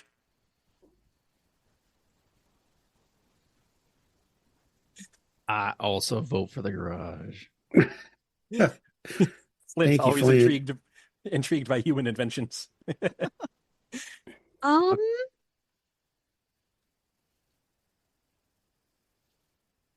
some sort of vehicle might be a good thing. I say garage. Okay, the garage it is. So Yes, there might have been a submarine in the museum. You walk into the garage and it is just a Nazi garage full of Nazis. Nazi Al Capone is in there with his Nazi Tommy gun. So, okay.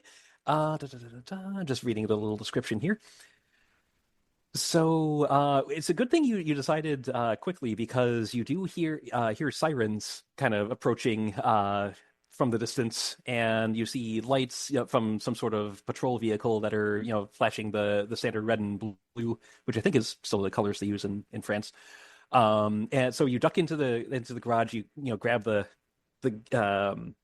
bottom of the grate, and you try to duck in. Not the grate, the door, but it appears to be locked.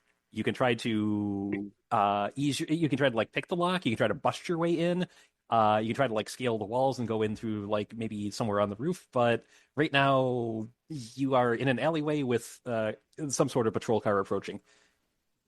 Sure glad I wasted that walk through the walls thing on nothing. That was exciting. Well, let me sorry. ask you this. If I were to search about my tool belt that I happen to have on me, maybe I could find something that might help me make this lock situation go away. Okay. And I would Uh, say this Are would you certainly Batman or is he Batman? I'm confused. We're Batman. Oh, the tool belt. yes. Oh, I was thinking the accent. I'm like, I what has didn't DC done? I didn't say it was a bat tool belt. I ain't got none of that shark repellent bat spray. Nice. All right. Your objective here is basically to get into the garage, steal something flashy, and get out of there. It has 8 points that you need to whittle down. I would say getting into the garage certainly would count as whittling down some of those points. And right now, you've got, I'd say, one round before the cops or whoever it is that's approaching shows up. Okay. Would trying to pick this lock using some of my tools be a fix check? I would say so. Makes sense to I would me. think Yeah. so. Yeah, that seems sensible. Well, I think I'm gonna start with that, I do believe. Oh, okay. All right, give Um, me a roll. all right, so I have a 4 fix and then +1 for using equipment. Yep, and I don't think this really counts as jury I would rigging. say not for the jerry Yeah. rigging, so I'm gonna roll So, 5. yep. What am I looking to get through this lock? 4s or above. Okay. Well, I mean, like how many? Just one? Oh, I'd say you're applying these towards the objective, so I would Okay. say even one would count Okay. as getting you in. Who knows what awaits on the inside, but we'll see. Well, I'm glad to hear that because I got one success. All right, so yeah, you're fiddling around with the lock for a bit, and there's a click, and the door starts to roll open, and the garage is dark inside. You do see the outlines of several vehicles, and as you're taking in the sights, the police car, actually it appears to be an armored car, pulls around the corner at the end of the alleyway, and a spotlight shines down to where you all are. So you have definitely been spotted. But the garage is open. You can get in, and that is one off of its objective rating. Okay, so you've got. Oh, I'm sorry. since we've been spotted, I am going to use my dark glamour ability again, to mesmerize those that are looking this way. Okay, go for I it. don't know if a fancy garage would be a beautiful surrounding, but You're It in is the specifically alleyway, right? fancy. I mean, that's fair. That's fair. I'll allow it. I'll allow it. okay. Dropped a die. Let's see here. Is that in character? And no. Oh, I dropped a die. Please help me pick it up, sir. And would that be a con? Yeah, yeah. If you're Okay. trying to, yeah, distract them and dazzle them and what have you. Okay, 2 successes. 2. Okay, and let's see. So that was at the infantry squad in the car. So okay, that takes them down to a 4.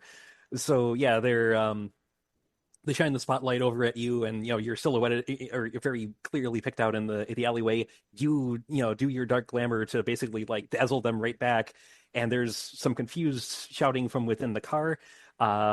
I would say given all of that, the rest of you would have a chance to get into the garage before they have a chance to open fire, which is good because the car does actually have guns on it. Oh, balls. So Oh no. yeah, their car. Not, I mean, who's to say what you'll find in the garage? Okay, so that was you. The rest of you, I mean, you've got that threat out there, or you can duck into the garage and start like trying to hotwire something or seeing at least what's there. And I would say just to give you an impression of what you're going into. So inside the garage, it is the fact that it's 1943 and there are this many cars in this garage. Whoever owns this must be loaded, because cars were during wartime were kind of a luxury. You see three vehicles in there. One is a just absolutely pristine, fancy open-topped Italian roadster. Looks like that thing could really, get up ahead of steam. You've got what less fancy, but what looks to be a German import, probably nice, reliable, sturdy. And the third car, not nearly as fancy. It appears to be locally made, like a French vehicle. You might even call it a jalopy. But still, it looks like it might run. And it's being that it is a French make, it might be a little easier to blend in on the streets, perhaps, if you decided to go with that one. But that's what you see on the inside. So I do believe we have. So tank, where was the tank at? There's no tank. There's an armored car that's approaching you guys. But Sure, there's not a tank. Why don't you look again? Slowly slips $5 bill. We're in France. This is useless. That's all I have. But careful what you wish for, because there might be a tank in the cards later on. No. That will be driving. Question. Reckon I'm gonna be spitting so much acid. Would I have time to run to the approaching armored car and jump to the top of it without being obliterated by this cannon thingy majiggy? Sure. Considering that they're currently dazzled by Iryna's ability, right. You could run up there and I'm gonna run. I'm gonna run and hop on top of that armored car, and then I am going to bust out something I've been hiding in my pants this whole time. A little sawed-off shotgun. I'm gonna shoot some soldiers in the face with my sawed-off shotgun. Very nice. Okay, I would say the soldiers themselves would get a chance to react, but they would not be able to fire the guns on the car since you're quick enough to get up there. So roll it. I'll roll for them and see where we stand. Okay. Okay, they got one success on their flailing, around with in reaching for pistols and stuff and trying to shoot through the roof. What did you get? Plus that, I have 1-6. Okay. So a 6, I don't think you can split it between things, but you could certainly soak the 1 damage that they were trying to do to you by shooting through the roof. Otherwise, you would, you could do 2 damage to them and take the 1 injury, and I'd say that's a decent trade. It's up to you. I don't think you could really use this much towards the objective from where you are, but yeah. So if you want to hurt them, go for it. I'll do the 2 damage against them. Okay. So yeah, there's all of a sudden a riot of gunfire, echoing down the alleyway. It's just the gigantic boom of your sawed-off shotgun, spraying into the compartments of the armored truck. But it is armored, so maybe that's why it didn't do as much as you'd hoped. And they're shooting up through the holes that you made, and one of them manages to wing you. So roll a d6, see where they hit you. 3, I get a sucking chest wound. Well, it's a good thing you're dead and you don't need to breathe. But I have a feeling these guys aren't going to be keeping hold of their blood for too much longer. Okay, so I do believe that brings us to Flint as the one who has not acted yet this round. Do it, man bat. Vampire bat. I see Cosgrave run into action, and I'm holding back a little bit, and then they're all kind of fixated on him on top of the car. So I get down on all fours and I run in as fast as I can. And I get out my steel gouging claws. Nice. And chop all their legs off while they're looking up in the air. All right, so you rush up, tear the door off, and okay, I gotcha. Give me a roll and see what happens. All right, if I'm doing math correctly, that's 6 dice. I do believe so. Let's see, claws. Yeah, and it's definitely an ambush. So yeah, that's 6. A 5 and a 6. Okay, they got one success against you in the panic. So you do have 1 point of damage coming your way if you don't take them all out. But I do believe with this they have 2 points of health left, so to speak.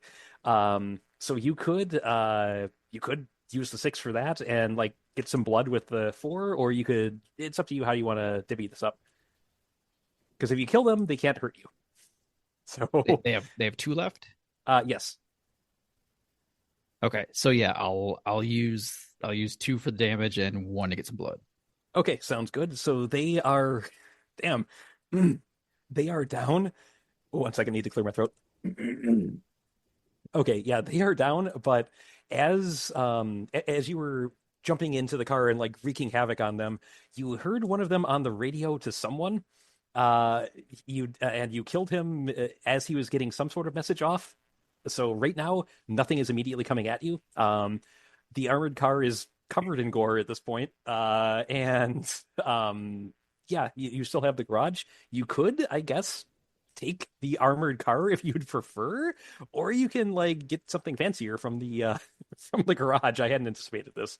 Interesting. We have options. Yeah, yeah.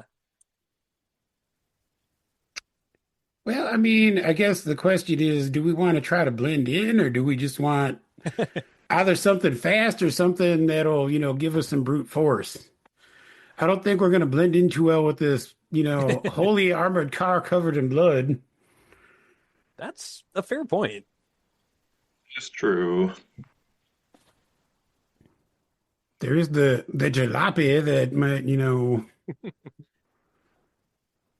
As you're Proceed. debating, no, you're fine. As you're debating, those of you who are on or in the armored car do hear a response over the radio. That's up to you whether you speak French. If you say yes, I'll tell you what it says. Oui. Otherwise, Well, right. I'm from New Orleans. There's It still does some make people sense. that speak French there. I reckon that fancy boy Cosgrave probably speaks a little French. That makes Mostly sense. just with my tongue, but it's okay. What you got? You hear a tinny voice from the other side of the radio saying, Unit 7, respond. Unit 7, is everything okay? Sniper team inbound. Are you okay? Respond. So you definitely heard the term sniper team inbound. But they're speaking in French, not German. Oh, Triple checking. You're right. They would be German. Sorry. The fact that it's set in Paris keeps Yeah. throwing me. It Damn would be it. German. I was hoping it was, so does Cosgrave speak German? Does Cosgrave speak German? No. I'm just, because if it was French, I was going to say maybe you could hop on the radio and reply to them, but Not I enough don't know. fields. Not enough old farmer fields around me for Okay. learning German. So you don't know what it says, but it sounds urgent. It sounds in German. And after about 10 seconds, there is a shot that rings out, and one of the tires on the armored vehicle goes flat. Oh, what the what? Oh, So To the cars! ooh. I don't think we should take the open top one. I'm leaning toward the jalopy to blend in, but it might be too late to blend in at this point. I'm not sure. What was the middle option again? There was a jalopy, there was the fancy Italian import, or the fancy Italian speedster rather, and a reliable German import, which is probably solidly built and built to last. Volkswagen. Yeah, it's probably a Volkswagen. They couldn't say that for like Reckon copyright them reasons. Nazis love them Volkswagens. Maybe we blend in with that. Yeah, Maybe. that's what I'm thinking. But yeah, and I would say on a building across the way, you do see like a brief shine from something at the top. So, Not good. How did those snipers get here so quickly? No kidding. Oh, maybe they're like us. We're always there. They were just eating a sandwich. you don't know. You're too far away to tell. Well, what do we think here, gang? I lean towards the reliable German automobile. But you're heading into the garage at least? Yes. Okay. Just making sure before we get into like the next round of things. So I would say that would certainly give you some cover. I'll take the husk of this armored car and go off on my own adventure and see you guys in the sequel. It's just picturing you like driving through the German countryside. Okay, what if Flint throws the armored car at the sniper? Ooh. Are you literally that strong? That's amazing. Let's see, where's that? Say there's a limit to it. It doesn't say there's a limit. Let's see. I'm just seeing where that is. Chuck something large and heavy a surprising distance. Well, just throw it at the Eiffel Tower then. Just knock out Hitler's There zeppelin you from go. here. Hitler's zeppelin is tougher than that. Flint smash. Says who? Okay. If that's what you want to do, Justin's I can- campaign's going to be so ruined when Brett just picks up the Eiffel Tower and punctures the zeppelin from the ground. Oh, amazing. But I guess you tell me, is that what you're is that what you're looking to do, Brett? I mean, I was kind of joking, but if we could do that, it's up to you, Brett. It would take a good amount of successes. Or we could all just duck into the garage and try to get one of them cars out of there. Yeah. You can always give it a shot. It's up to you, but it would leave you out in the open for like a shot from the snipers too. Ooh. I think getting some cover maybe is a better option. Okay. So I'll say you're able to like get into the garage without having to roll for it. But anything you do in here will require rolls, whether it's trying to hotwire one of these vehicles or like barricade the windows or what have you, or figure out a way to shoot back at the sniper. It's up to you guys. But right now, yeah, they are trying to draw a bead on you as you're doing whatever it is you're doing. Ah, I have my exquisite hunting rifle. Hmm. I shall use that to take a shot at this. I Okay. just slipped into a French accent, didn't I? Damn it. You're Um, acclimating well. Okay. All right. You're not in an I've- elevated position, so that wouldn't count, but you can certainly use the rifle. Yes. All right. I will mark a box off that. Okay, so that would be my shoot dice plus 1 die for the rifle. Yes. Okay.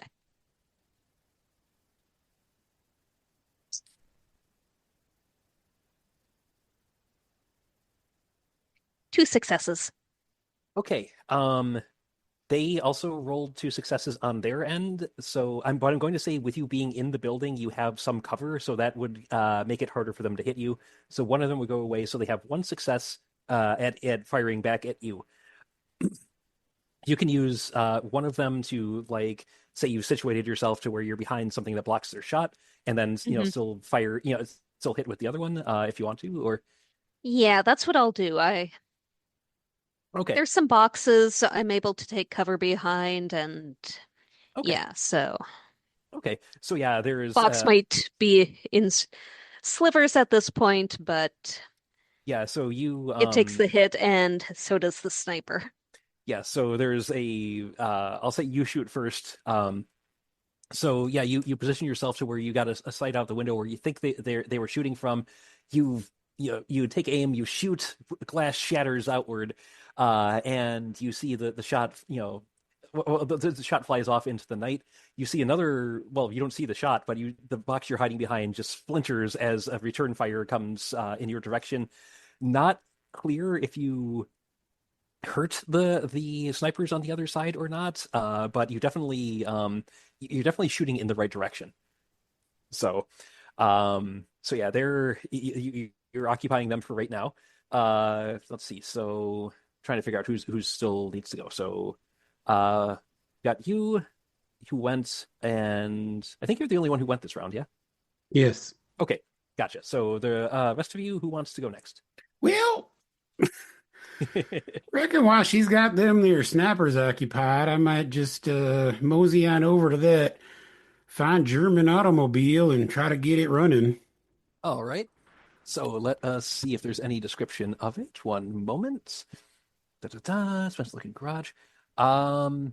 It is very solidly built. It's got a, I mean, it is fully enclosed, so it's not the open top like the Italian one.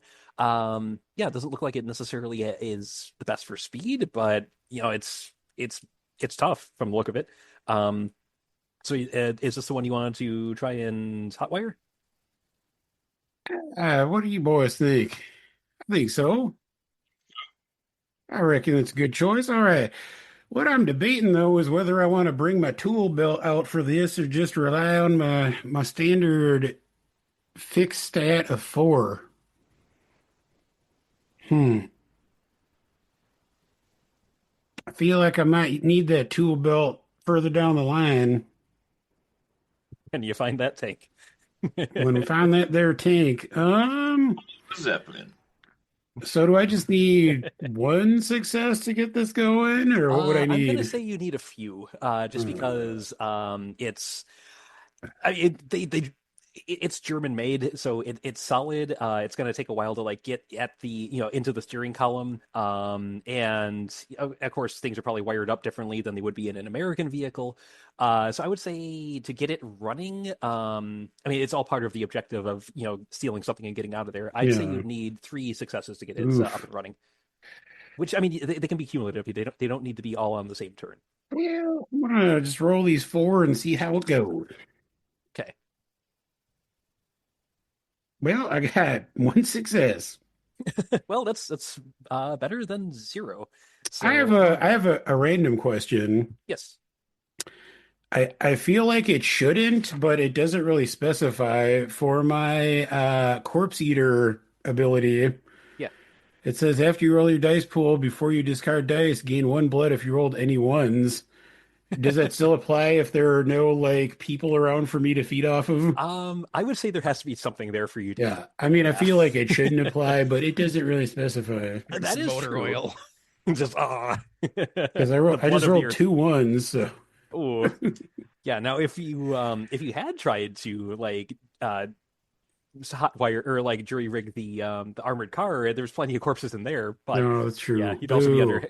clearer fire. But all right. So you got it a little ways off. I'd say you Yeah. managed to get the steering column open at this point, but it's a matter of getting the wires where they're supposed to be and all that. Okay. So that leaves Flint and Cosgrave. See what I can do. I have a 3 fix, which is higher than I realized till just now. So I will Well, why try. don't I will you try come on that. over here and sit on my lap and see if we can get something going? I might need you to rub my back while I do this, though. Mm.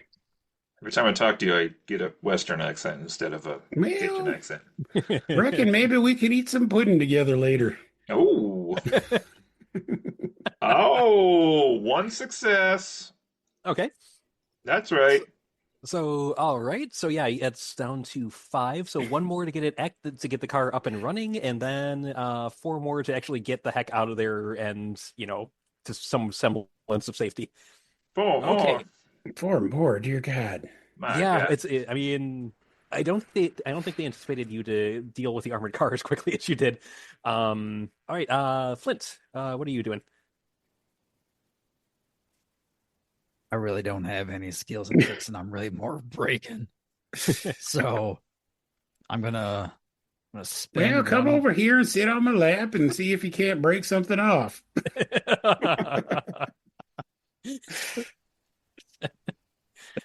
Ah. I'm spending 1 blood to fly, and I fly out the garage door rather Oh, quickly, and I fly up to a great height, specifically more than 3 stories high. oh At, no. at which point, at which point, I use my grappling hook and I latch on to a tree nearby the snipers. And with the Okay. aid of the grappling hook speeding my descent, I crash into them like a wrecking ball. I love it.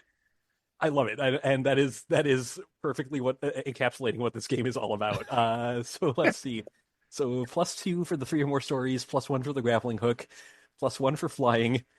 So that's 5. No, wait, 1, 2, 3, 4. Uh, I'd say yeah, I'll allow wheel combat, so that's 5. And then your this would probably be brawl, I would say. So, bloody hell, 9 dice. Do you have enough dice? I have 8 in my hand. I'm going to roll twice. All right. Well, the snipers are going to get a shot at you at least. So, okay, they got 3 successes on their attack roll.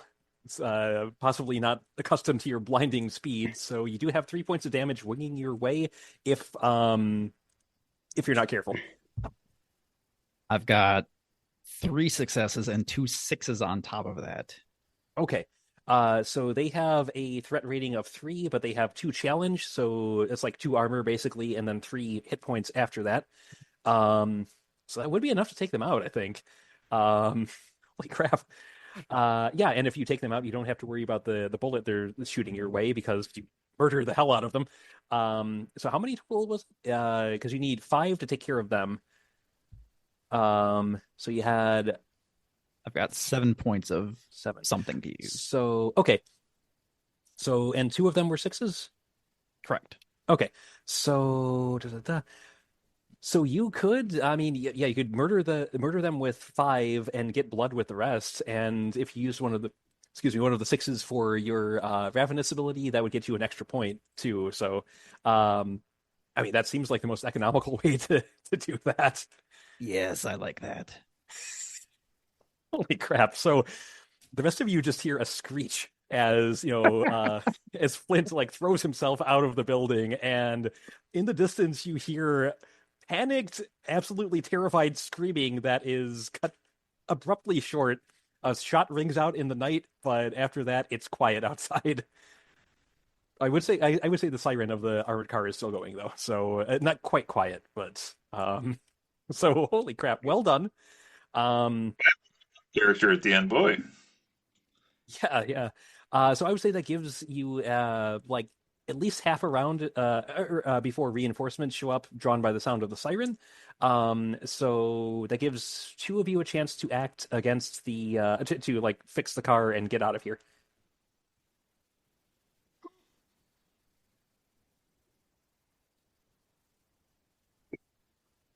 Yeah. I mean, Look, you're the dude, so it's got to be you for one. Yeah. reckon.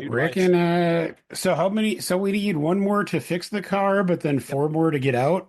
Yep, and to a spot because the siren is drawing attention. There's been gunfire in this area, so basically to get out of the basic area you're in, and to a somewhat safer zone, it would be a total of 4 successes on top of fixing the car.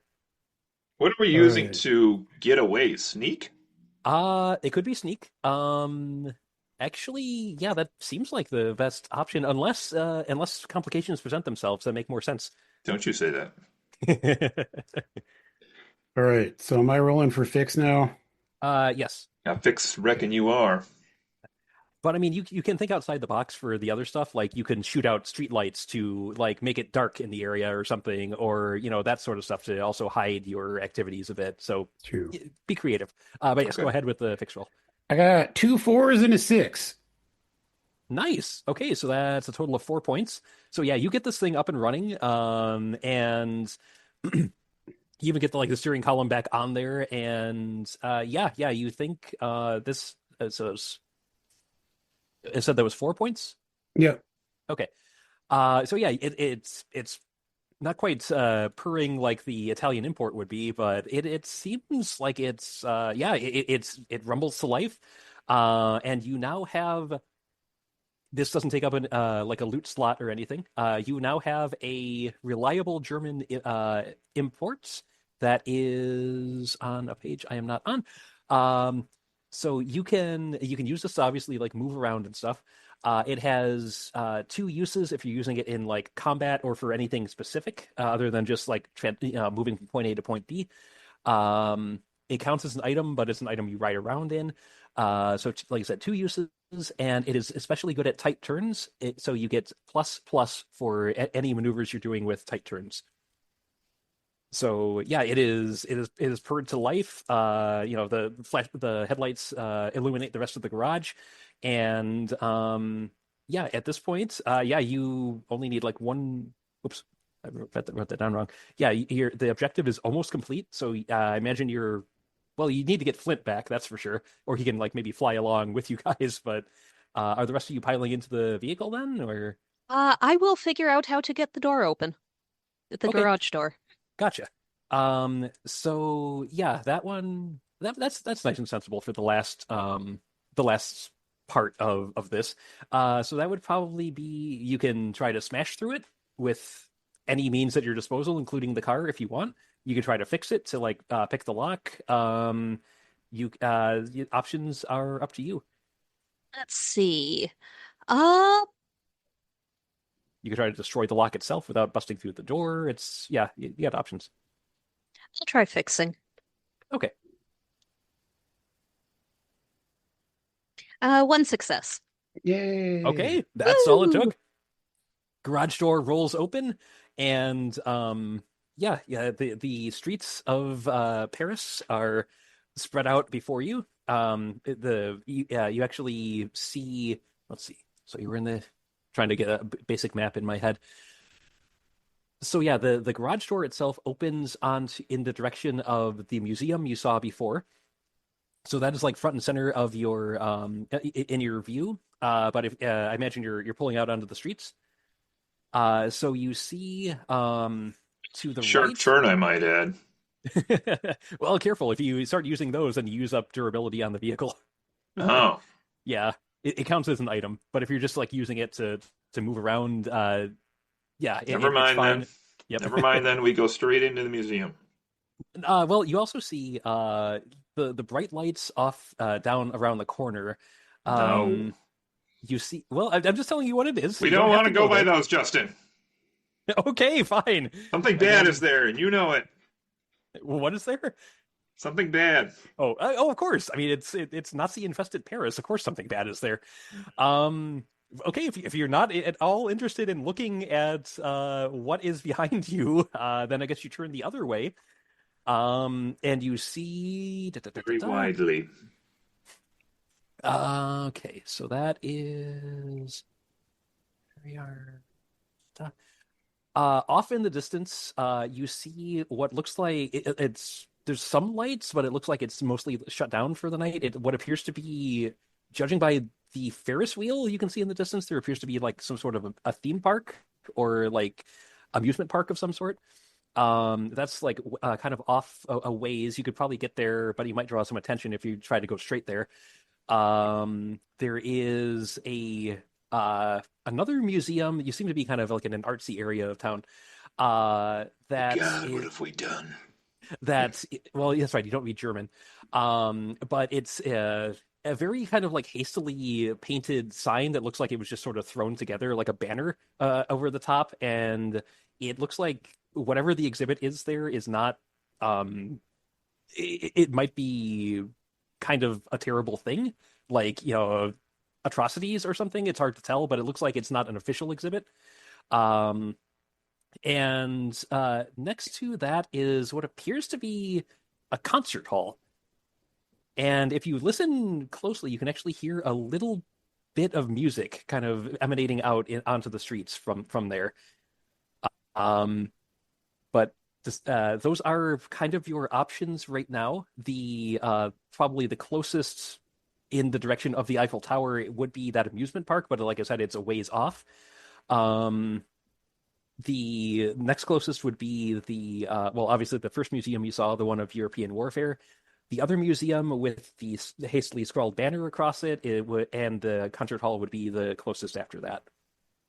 And then whatever the bright lights that you don't want to acknowledge are. If we didn't have the car, I would say the concert hall could really stand to stock up on some blood. But since we have the vehicle, my vote is for the amusement park. I agree. Okay. All right. So it's a bit of a ways to get there, and it's not as fast as the Italian Speedster. But you do, let me look up exactly what it says you run into there. Ooh. I swoop down and land on top of the car as you're driving away. Oh, it's a pity Hey, it's not the open Flint. topped. It's a pity it's not the open topped Italian one. You could have just like dropped into the bucket seat. Oh, and I see there's a message. Yeah, this does seem like it could be a good place to pause because we are like an hour and a half in, and it feels like about the midway point of the campaign. And as with most of these, I think splitting it up into 2 episodes is a smart idea.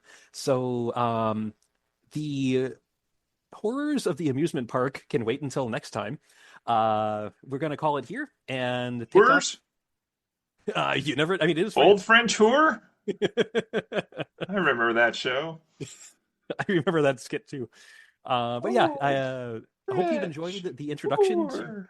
to a very different RPG, Eat the Reich. Stay tuned for part 2 coming at you next week. And until then, this has been Justin, Cody, Jessica, Brett, and Joe. And Adios. we will see you next time. Whores did.